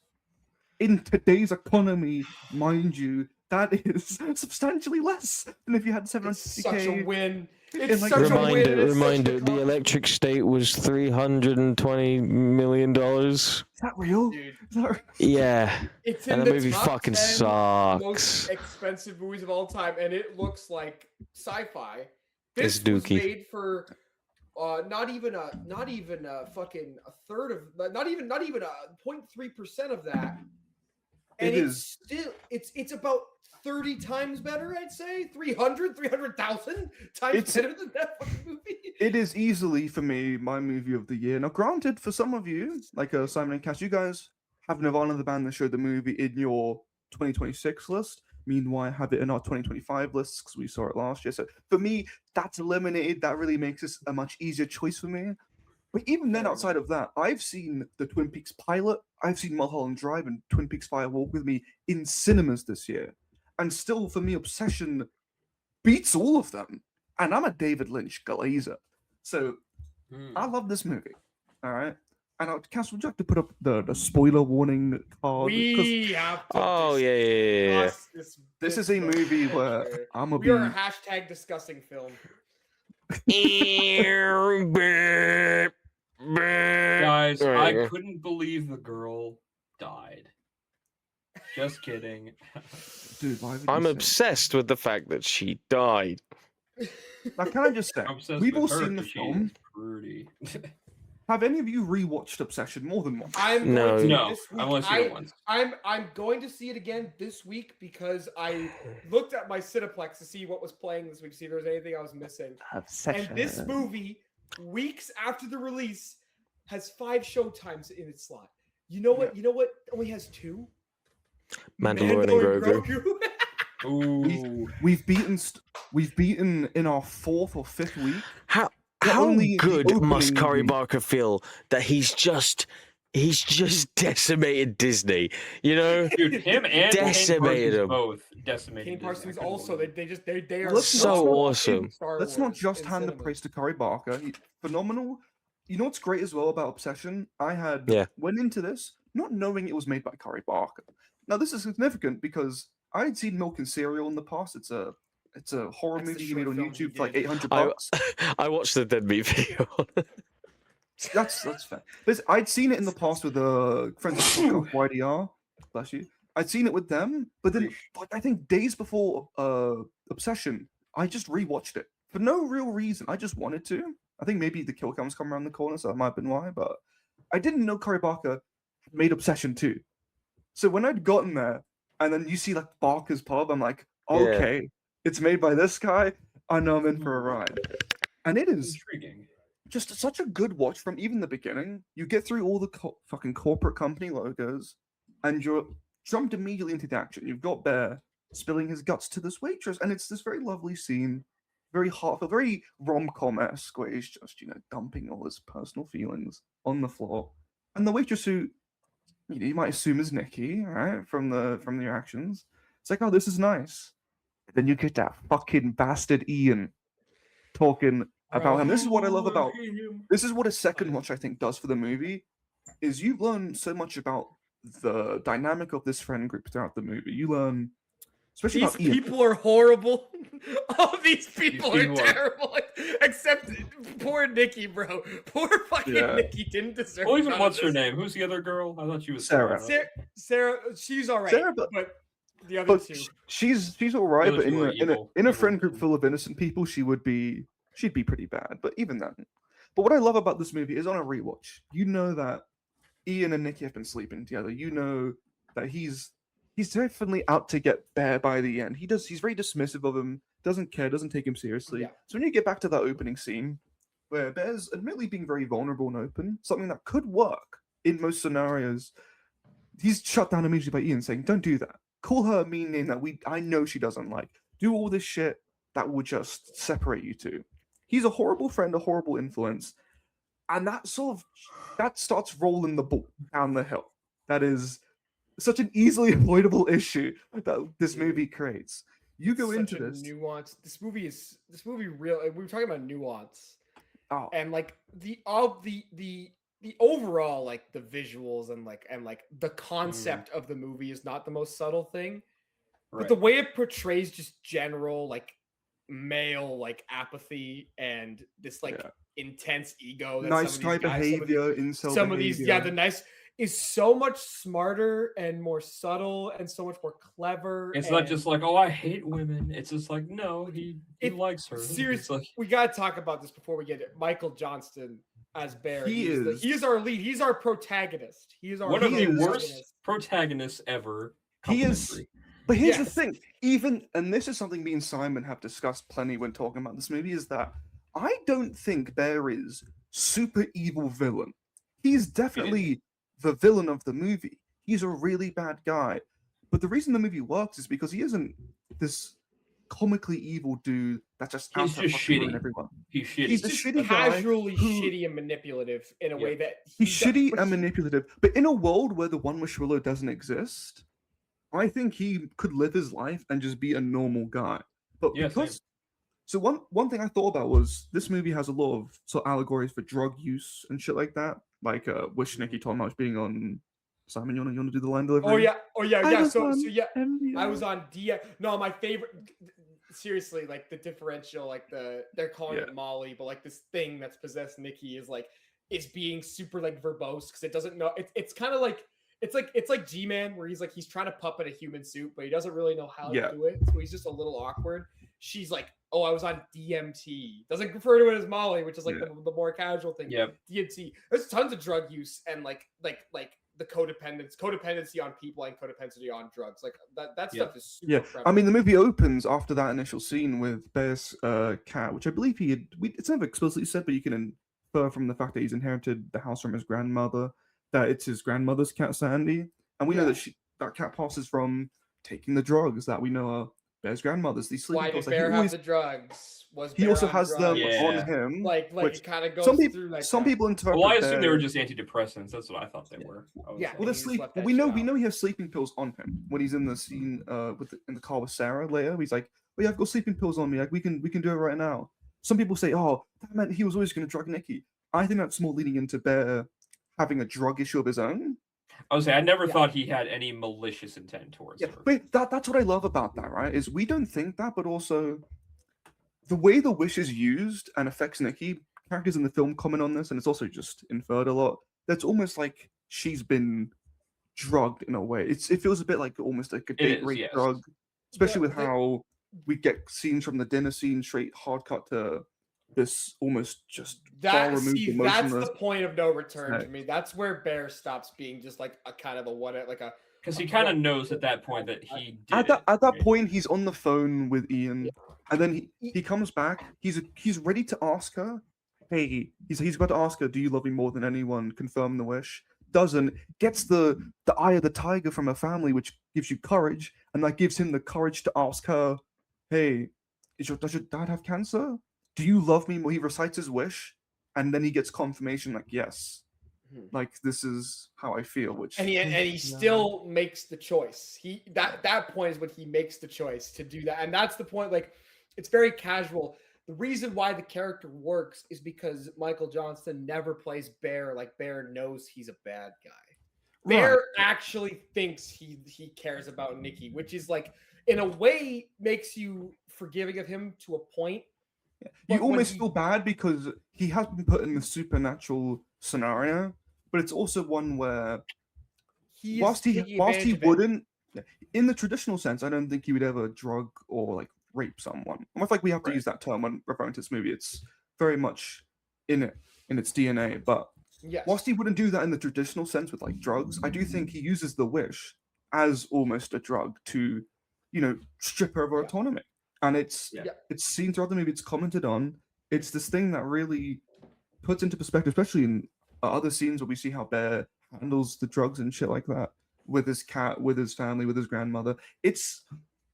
I don't know. It's just this thing where drug use is so laid out in the whole movie, and it just creates this real awkward feeling throughout every scene, especially with Wish Nikki being almost childlike with her innocence. I was gonna say this movie. What this movie does, it taps into kind of like a horror that like we really don't see a lot of, and that's just pure awkwardness. This movie's awkward. This movie's weird. It makes you not want to watch the scene that you're watching because of just and makes every argument feel just both real and both slightly off. And it's the scenes where like Nikki like snaps out of it for a second, and then she comes back into like being like scary and possessed. The performances are so real, We've kind of like talked about Michael crazy. We've praised Michael. We praised Michael Johnson. We've tap danced around it. Indy Navarrete in this movie. I said this a few times. I probably sound like a broken record. She's scary, but more she's pretty. What a woman! Sorry. What I mean is, we are in Among Us. Among Us. How you doing? He's getting run-ins on my pod, bro. This is crazy. We're in a world where the Academy is far more receptive to horror.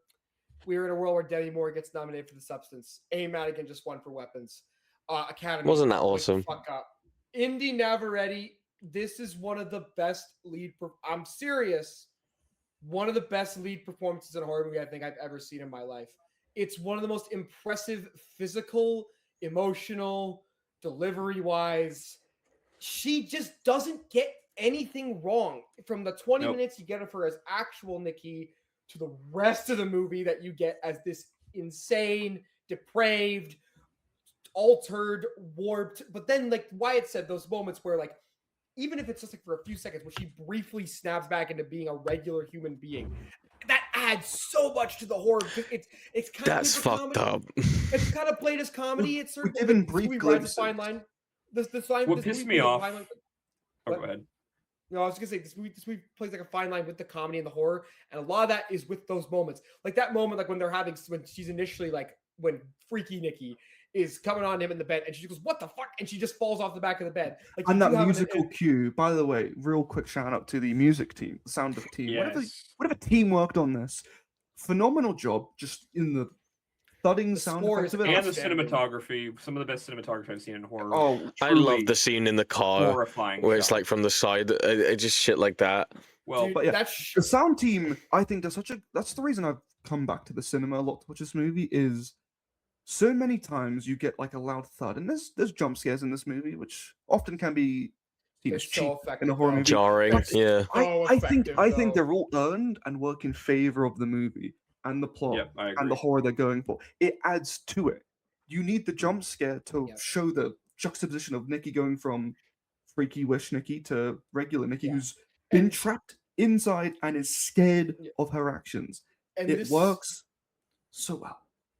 This jump scare stuff, again, like the horror and the comedy is played so well in this. There's genuinely really funny moments in this, even in the one of my favorite. It's so absurd and it's so freaky. When they have that really nice heart-to-heart the night after she has one of the scariest shots I've ever seen in a movie is her in the corner, and you can't really see her face. Oh, that is rancid, dude. I couldn't believe it. It's that analog horror that is kind of a meme at this point, unfortunately. But when you see it done well like this, because again, you see her blacked out, but you can still see her eyes. You can still see a slight bit of light in her eyes and like her face, and it's like the void. Like you see her mouth move, but you can't really see her lips, so it just looks like a big black void on her face. She's like wearing no top, but she's got Bear's cardigan on, so you see like just a little bit of like the middle of like that one. It's like you just see barely bits of light that show her in the corner. But in your first watch, you're not going to find her immediately in that room. You're with Bear looking for her. But then on a rewatch, you're going to see her just completely still, motionless, fucking staring. It's horrifying. So scary. Even her just like screaming, like when she just screams. And there's like, what the fuck? Scene, goes, and he's trying to move, and she goes, that was fucking and that's a great moment of like you laugh, but it's like it's the uncomfortable laugh where it's like because it's a scream that doesn't sound scary, it just sounds like a real scream that's like really awkward. It's like a real person could make that in like and she rides that line so again like a great comedy. They had that nice heart to heart, and then Bear gets up and he goes to go to work, and the door is just a fucking cobweb of duct tape. Not even a cobweb. It's like cartoonishly duct tape. Like, how did she do that? It's so absurd that you laugh, but you're like, but then you think about it, it's like, she did that. She fucking did that. And then you and then just a shot of her just like this, just like waiting for him to come back for like fucking 10 seconds almost. The movie is quite a comedy, but I didn't even feel a lot of that comedy making me laugh. A lot of the times, like with some of the scenes you mentioned, when the door gets shown with all the duct tape, I fucking like jumped a little on my seat. I get scared watching this so much. I fucking shake in my seat like I've got Simon's arms. I'm flailing around. I'm quivering. It crazy. Crazy. Listen, man, the man's emotive. Okay, hey man, the man's emotive. Look, all I'm saying. Pockets. Sit on your hands. I'm sorry. I'll just do this the whole time. I won't move my arms for the rest of this pod. I'll just sit like this. You sound like Nikki in the corner, you know? The Shaq thing. But... By the way, while we're here talking about Nikki in the corner again, the way they show Nikki in this movie with such a low budget, they do it so well to make her seem fucking horrifying. Like in that scene with her in the corner, it's not like CG or anything making her face weird. It's just makeup, no prosthetics, no nothing. It's just makeup on her face. Do that? How does she do that shit with her face? I know it's makeup too, but like that face she makes at the party where she's like, well, that's she can just do that. Indian Navrati can just do that. What a painful fucking scene where she slowly walks over, pushes her chair out of the way, and goes, pulls her back. It's a funny scene, but also one where you're just nervous the whole time because you know, with how she's been prior in the movie, she could just snap and something horrible Any could happen. moment. Oh my god! The It's scariest part, in my discomfort. opinion, is still that reverse shot of her walking with the scary ass Yeah. music, and it's never really explained why it was. Because- She's like, Oh yeah, that was so random. Talk I mean, about her that mouth moves all perfectly- weird. She I looks mean, well, scary. the behind the scenes reasons for that is quite simple. She was supposed to walk backwards, but she said, me no walk back, like her ankle hurt.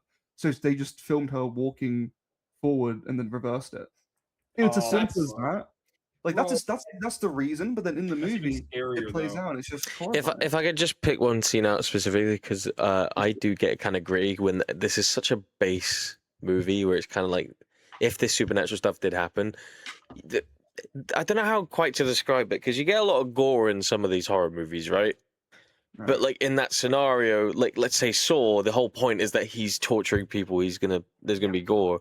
It's torture With porn. this movie, it's literally, there isn't a lot of violence, but there is a good chunk where it's like, this is a normal person doing this random, like the brick.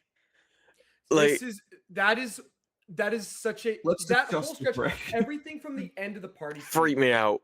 to the end of the movie is Yeah. so like it's a nightmarish, and that shot. I think the reason that shot Wyatt talked about worked so well is because right so before that dark. is again, it's another one of those. It's a great back and forth dialogue scene where like she's switching between being regular Nikki and she's like, I could be Nikki, I could be regular Nikki, and he's like, I love you so much, and then she just turns like right in that moment. I it's do love so, the scene like, as it well because catches it you off confirms guard. how much of an arsehole Bear is too. Yeah. Just the Yeah, be Nikki. He knows what he's doing is wrong. He knows that's not Nikki, but he's saying, just be Nikki. Be and Nikki. Oh, Rick, the part this where I is- legitimately wanted to kill Bear is when like Nikki's finally breaking through a little bit when she's sleeping. She's like, "Please, just Yeah. kill me," and he just goes, "What was so wrong with being with me?"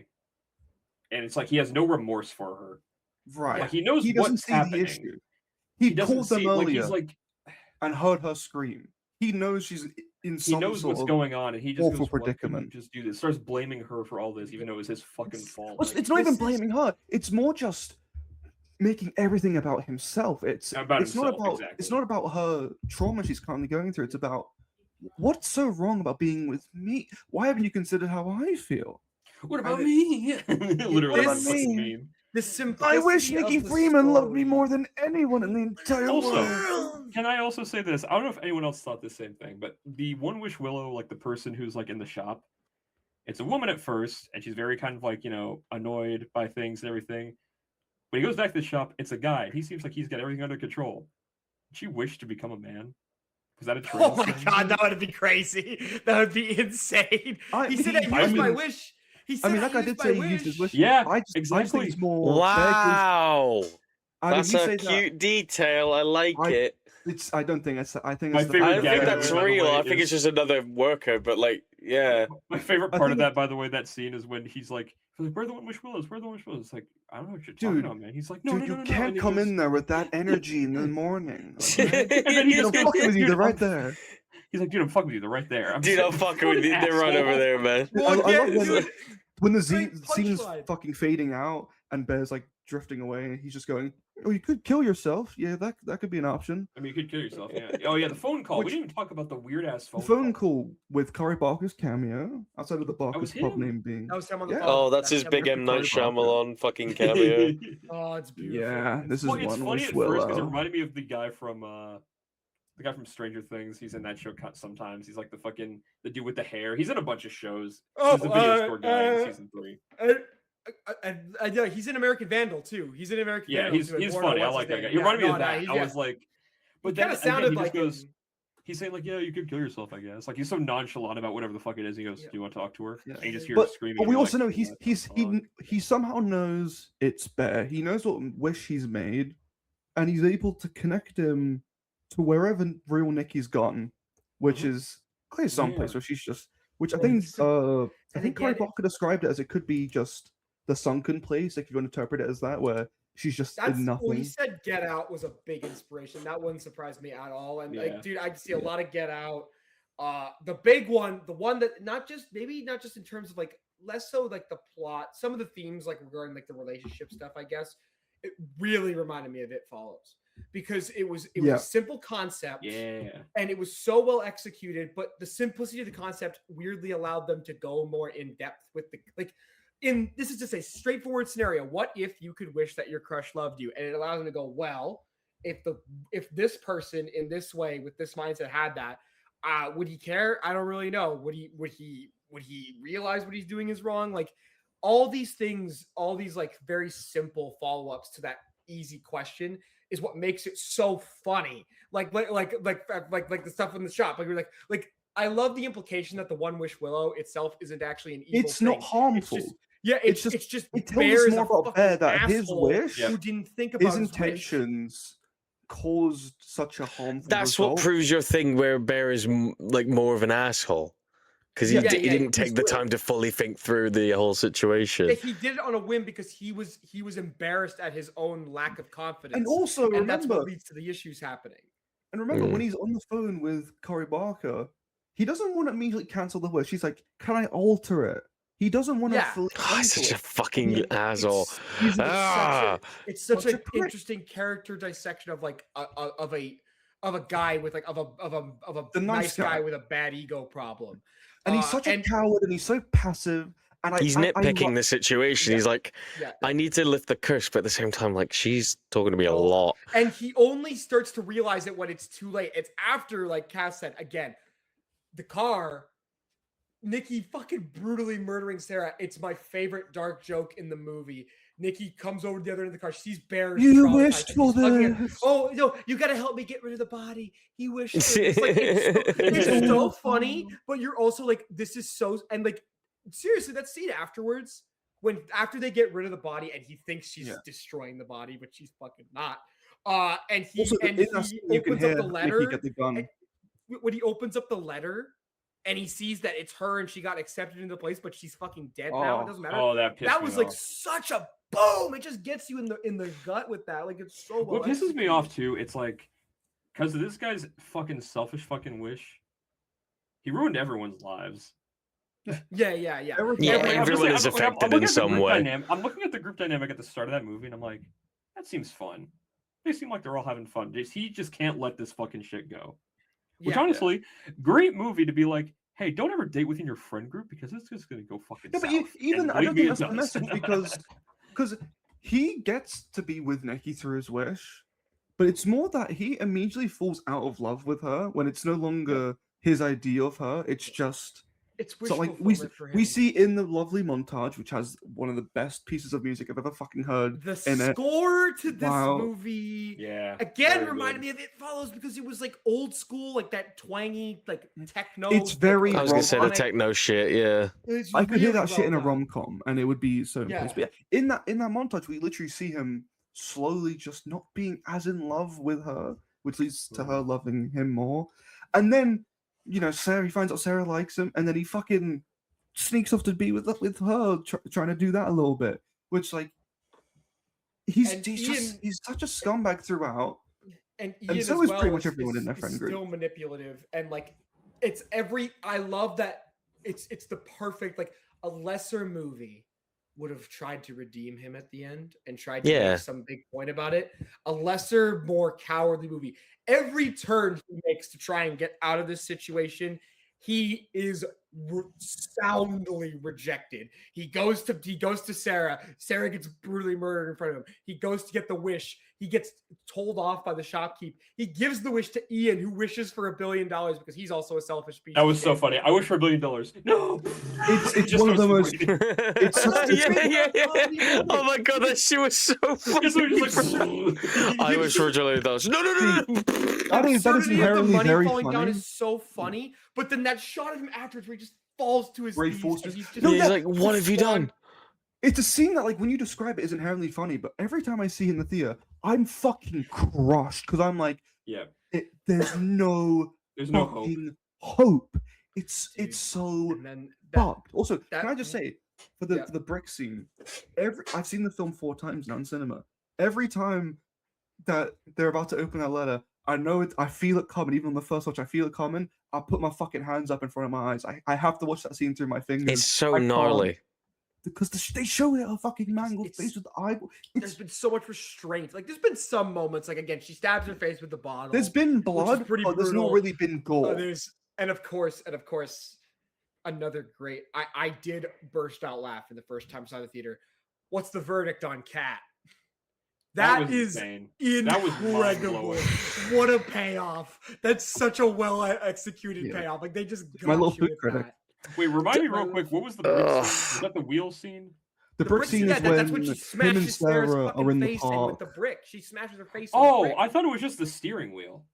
No, she she had comes a in with a brick, she smashes the window, and then just like smashes her face. He smashes the window with the brick, then puts the brick I was on gonna the say, I'm like, there's wheel. no way the steering wheel would just do that. I was No, like, no, damn. it was a brick. You are describing each scene like the thing with Cat, and it's like there are two halves of me that are watching this film. One that's like absolutely devastated at all the events, another one that's like, this is surreal and I can't not laugh at it. You know? Also, it's like, damn. Some people he get really angry at did you just for blow thinking his this movie's a shot. comedy as well. Wait, He really wait, just blew wait. his shot with like a girl who was actually like into him. It's just And like, also very he- beautiful. He was just such Well, a it's not shallow blowing ass. it. It's like he was so selfish with his wish, and then Exactly, like he was such a you said, selfish he slowly. See, my theory was that because he's slowly drifting away, because of his wish, it's becoming more and more powerful, and that's why she becomes more fucked up because it's trying so hard. Yeah. That's Yeah, why yeah, I well, think it's all like says- crazy it and says shit. That. It's the entity snaps at him in that one scene. He's like, I can't be Nikki because it can't possibly be what he's looking for because what he's looking for isn't real. It's a fucking fantasy. There's no like actual. There's no living up to his I expectations. love that like the wish is a character and not like a strict this is going to happen. It's someone, it's like an entity trying its damnedest to make this real. And you it's can like, interpret dude, you are how- not making this how it works easy. You can interpret the wish being. Some people said it's maybe Bear's dead cat possessing her. What Simon brought up could be his dead grandmother possessing her. There was a theory that it was his grandmother, which I do because kind of the Hansel and Gretel speech. Because of the Hansel and Gretel speech being this weird incestual thing, but that also relates to the brother code that we learned about. That's true. Which also relates to Nikki being a writer. It makes sense that she can come up with a lot of those. Like even after that, when she talks about sleeping alone, feeling like just being covered in this. Man, this awful movie has me in a bad. fucking loop. Yeah, It's something that I can't get out of my head. Get out of my head, man. And then the thing that just sends it over the edge, like the last 10 minutes of this is just the ultimate, like everything you reap what you sow. And it's so absurdly dark and so absurdly intense. Yeah, it does And not it's- hold back. It is like when he comes back to the house, It's just in this and little she's got tiny Sarah's apartment body as well. fucking naked, sprawled on that chair, and her face is still smashed in. And she comes in and there's that shot of her. She has the tattoos and shit because she was trying to look like Sarah because she thought She's like, smoking oh, because she's trying to copy Sarah. She's drawing on the smoking cigarettes. tattoos. Like, She's wearing She her was bad as clothes. hell. I ain't gonna cap. oh my She's- god! I believe she's got Sarah's hair on top of her a little bit as well. It's yeah, dude, just trying to why- mimic everything because of how much she's in love with Bear. the and it's things like, that oh, Indy Navarrete does with her face and her eyes and How does just she do it? all that. how shit. she moves. How did she? Her eyes get- scare me. Even I her like voice dark as eyes, well. They scare me. It's just, dude, she's so like. It's funny because she's like super chill. Like Indy Navarrete is such. She's a playing chill Last of person. Us and shit, and she's like, yeah, whatever. She's She's just- playing Call of Duty Black Ops Cold War gun game. Like, yeah, she cool as fuck fuck. Bro. yeah, I relate to that. And then the end, dude. 1v1 the with way- Indy. Again, I think about the ending because I think about how the ending was. I wish she would 1v1 me. She comes to his house with a real gun. See, because I didn't your work one the wish shot. right. Also, I do love that scene where we see Bear go on not Reddit, where first of all his face is reflected in it on the monitor, which is nice cool little detail. So it's not just a blank fake Yeah.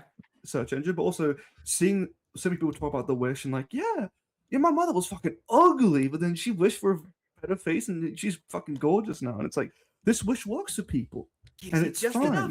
Another great example, like little bit, but it didn't tell you everything, and that's why I let you fill in the blanks on a lot of the stuff. And the way that the wish comes home to roost in the end, I think about the ending because I think it was a happy accident because the original ending was totally different. They were gonna do something very like the original ending. A little more was- dark. Well, I would actually the thing is I would argue the original ending would have been more like easy because the original ending is Bear actually takes the pills, he kills himself, and then we get a glimpse of what the ending could have been. Yeah, yeah, because in the ending we get, and that would have been it. It would have been like Romeo and Juliet because she talks about Shakespeare. Like there's like that thing of like love story versus romance story, right? Right. So like there was that whole conflict, right?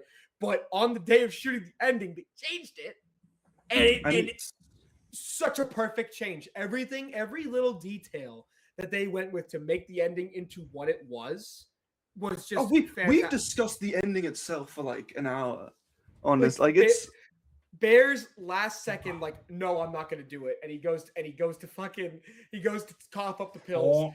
Nikki breaks the wish. You hear the wish going in the other room. It's so well constructed. They have this beautiful moment. It's a perfect relationship. And also so him giving up together. Also him giving up the gift he got as well, which is supposed to give him courage. He puts that away, then he doesn't find the courage in himself to even kill himself. Can't shoot himself in the head. He can't shoot himself on the side of the fucking head. He takes the pills, then he fucking tries to give up on that. He is a passive little coward until the end, which, and here's the thing.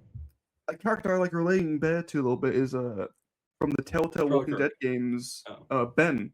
The like jock. Oh, totally. Because he's such a little coward that I low-key relate to a lot, or relate to in the sense of like survival instinct, but like I don't want to die. And Bear, you're cooking. Bear is like that a lot.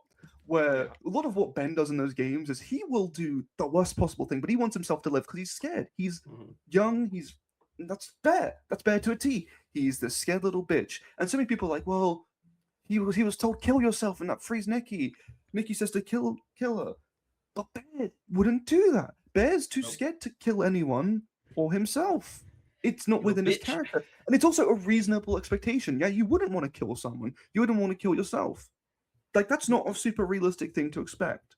But then so when Bear doesn't do any of that call, like he pussies he out. He can't do it, even when he's had two of his friends die because of him. And it's just still when Ian comes in, fucking, I'll put the I've got $1 billion and pull the trigger, like, dude, that was so like it's so it's like because it's funny now. It's been made into that scene's been made into a meme. But in the theater, she says that, and you're like, Jesus, what the fuck is... If I can't sleep tonight, I might have to just pirate this fucking film again. I'm like, when she said, I'm like, who the fuck starts a conversation like that? I just said that. But also, Ian dying from a quick gunshot and Bear just getting to take the pills to die. Meanwhile, Nikki, who has suffered the most, has to live through all of this now. Bro. Sarah is one of the most... will go to prison, by the way. Sarah, outside of Nikki, is the most innocent.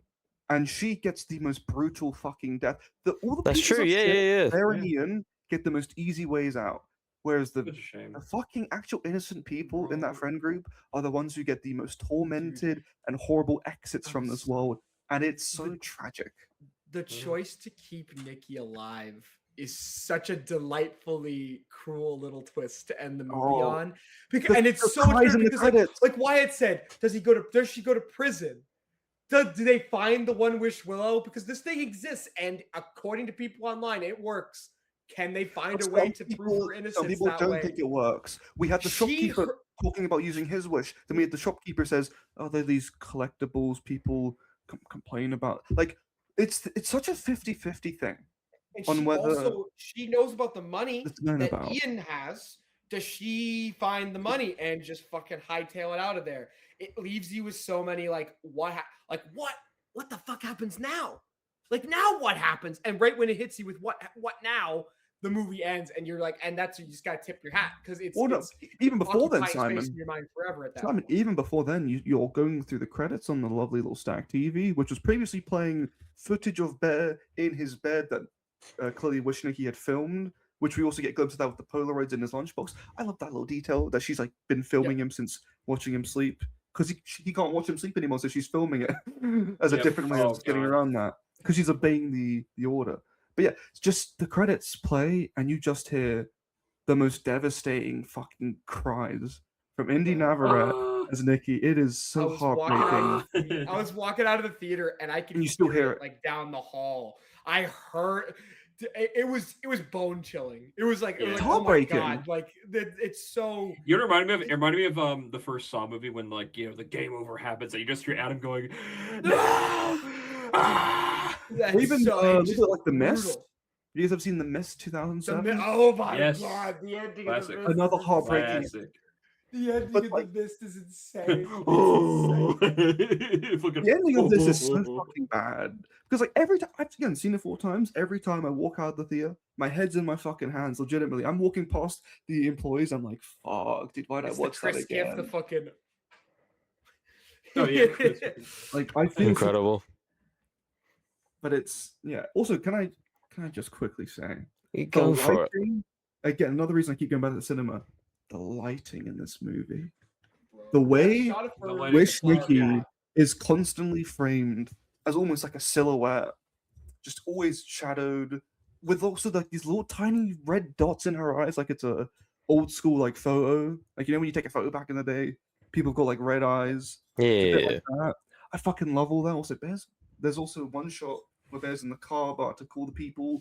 And in his rearview mirror, there's 2 little lights that kind of look like eyes watching over him. Right. They're like Oh, the I wish hated that. people. I noticed that too.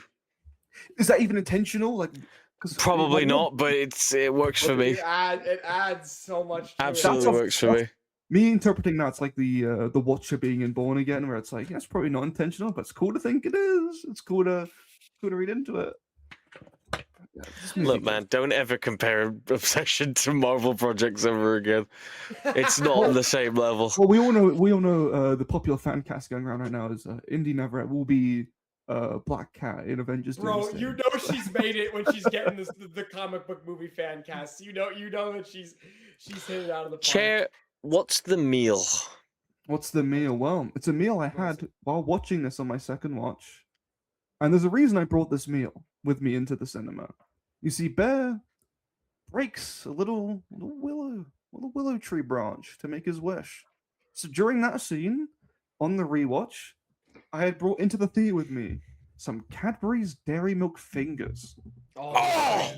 And as Bear makes the wish, I picked up You broke a finger. I picked one up That's and I not- snapped it's- it. Oh, It's like that's a little so- biscuit finger. You're genius. So my rating for Cory Barker's amazing sexual delight of a film in my eyes. And when I say sexual delight, in a movie it's with a nothing rape scene sexual is though. crazy. No. Sexual delight in the sense that I want to make love to Cory Barker for making this. Okay. What a Nothing about the film is sexual. We're gonna quote you for that. I'd rather just So, go yeah. to whoever the girl was I again. give his little delight a Cadbury's Dairy Milk Finger. Well, thank you for that, Chair. That was expert level. What's See, the I word? don't do this with you Analysis. guys. I'm not good at discussing things like you gentlemen. I just sort of yap for a bit. But Are you fucking kidding me? You're We got amazing. What a great, Are what you? a great. Are What you the fuck? fucking? Are you shitting me? Ladies and gents, that was a great discussion about the future. I have to Indeed. say that was Cass, a great discussion question. about the future. See, Yeah, what's up, man? What were those fucking that fucking shit you brought to North Carolina? Those fucking cookies. Jaffa cakes. No, the other Jaffas. ones. The cookie ones. The other one? The butter Biscoffs? cookie Biscoffs? Biscoffs. Oh, the Dude, Biscoff bar. Yeah. Those- Baby, that I've was been so dreaming about those Yeah. ever since I left. I'm so upset. I don't Chair, have Chair, them. have you tried the new Biscoff Cadbury's bar? No, not yet. It's Oh. unbelievable. There's like biscuit and like Biscoff filling. It's There's a chance I'm unbelievable. glad to eat it though. I've still got it in my house actually. You know what? I'm gonna eat in front of Wyatt just to piss him off. Fuck you. All right, no, okay, but somebody's got to read the Spotify poll because I got to Oh, we had a piss real poll. bad. We've been going for a hot minute. I got Oh my, look at it. Oh. Oh, what's that, Wyatt? Biscoff bar? Oh no! Fuck you. Oh I'm no! gonna read the Spotify poll this time. I'm gonna break We're it. I'm not gonna going to read go this for it. fucking- I'm gonna eat some of this Biscoff bar that Wyatt doesn't have.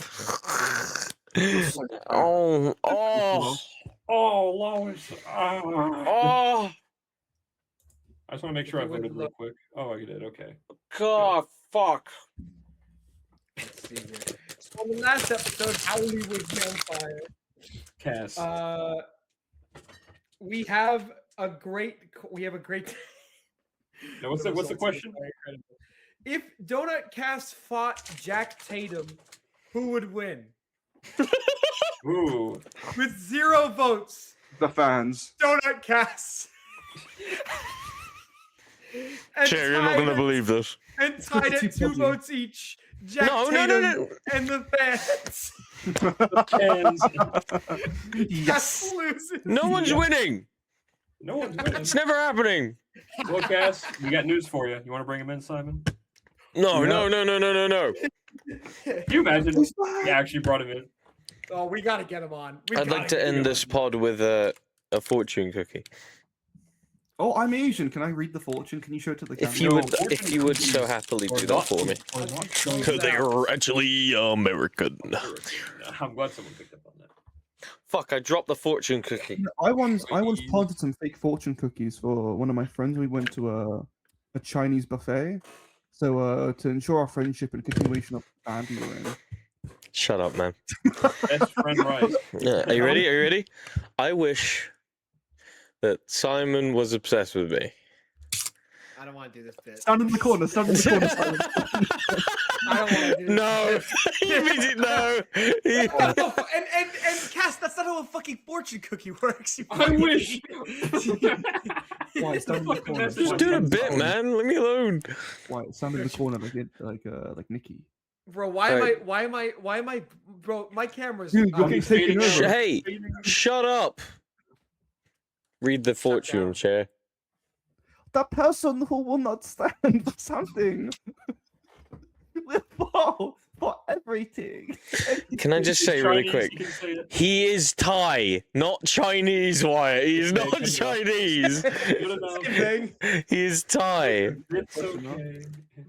Oh, thank you for watching Good Bad Okay, Grub. stop, man. We're Look. gonna end it So much. now. This is a very long plug- episode. I'd like to plug something of mine. real Jesus quick. Christ, it's been 3 hours! I'd like to plug my YouTube video called Soups React to Crispin Moreton. That's my video, you fuck. That's my video. Go to Patreon because there's good bad bruv free Guys, I wanna content plug on the there. Cleveland show. Go to www.goodesquadbw.com. We can get some merchandise. Can you stop talking over my plug, please, boys? Go to patreon.com/goodbadbrub. Shut the If you want some great merch, go to This is so racist. goodbadbrub.com. Bobby! Speed racist. Oh, Uncle Roger, I want you to subscribe to TV. Okay. Shut up, Mom! From you. Not from you! Oh, yeah. Alright. Chig, That's my one. Chig, thanks for joining us, Chiggle. You said something else. I thought you said something else. You are not. Kachiga! Kachiga! Kachiga! He's trying to find the chink in my arm. Cheer, thank you for. Whoa, whoa, whoa, Spat all over your computer. I'm glad we looped. All right, Shut now, please watch the 1905 Kid Zombies fan series starring Yuri Lowenthal as Tank Dempsey. That's real. That's real. Yuri Lowenthal. No, you got Dude, watch thank you something for joining us. else. Typically, the Mike Stop. episodes. Stop doing the accent. Typically, the Mike episodes are the 3-hour ones, but I'm Watch glad Sharon- Arkham City. Watch Doki Doki playthrough. Stop doing it! What's the wrestling tournament? End it now. It's the only way. We make. You big want to know who I tournaments. am? What? Who are you? I hit you with the Mongolian Chaw. Wahoo! God, Dude, you know guys what are really China helping me and out Japan are here. Actually, different countries. Kojima! Warriors! Thanks. I almost fucking threw up. Thanks for watching. The Good, the Bad, and the Bro. End the recording, please. What's the moral here? You gotta go watch Sheep Detectives, then you gotta go watch Disclosure Day, then you gotta chase that with Backrooms, and then you gotta finish up with Obsession. How about you Obsession. finish it with I'm so full you of finish with that. Disclosure Day. Yeah. Well, you need to- obsession, you you need to finish work if out you what want to Obsession- feel like One you're at a really time. bad about life. Please, Hey, God, one at a time. You let the Shut guest up. speak first. One at a time. You start with Backrooms. You then go to Sheep Detectives, a little bit lighter. You then go to Obsession, which is the worst thing you can imagine out of all those movies. So scary. And then you finish with Disclosure Day, which is the big. Everything makes sense. Okay. That's fair. That's fair. I like that. I like Or me you could do this. Garfield: The Tale of Two Kitties. No, okay, man. And then you go to bed. Thanks for watching Good Van the Pro. You're gonna watch We should go to Obsession, Denny's and next then time. you're gonna go home, watch Sunny in Through the Back Door and One Night in China, and start cracking the meat stick. Okay. Yeah, I need to make a wish on my willow. You know what I'm saying? I'll be back in 20 hours. Why you not in the pod yet? Why you not in it? Shut up.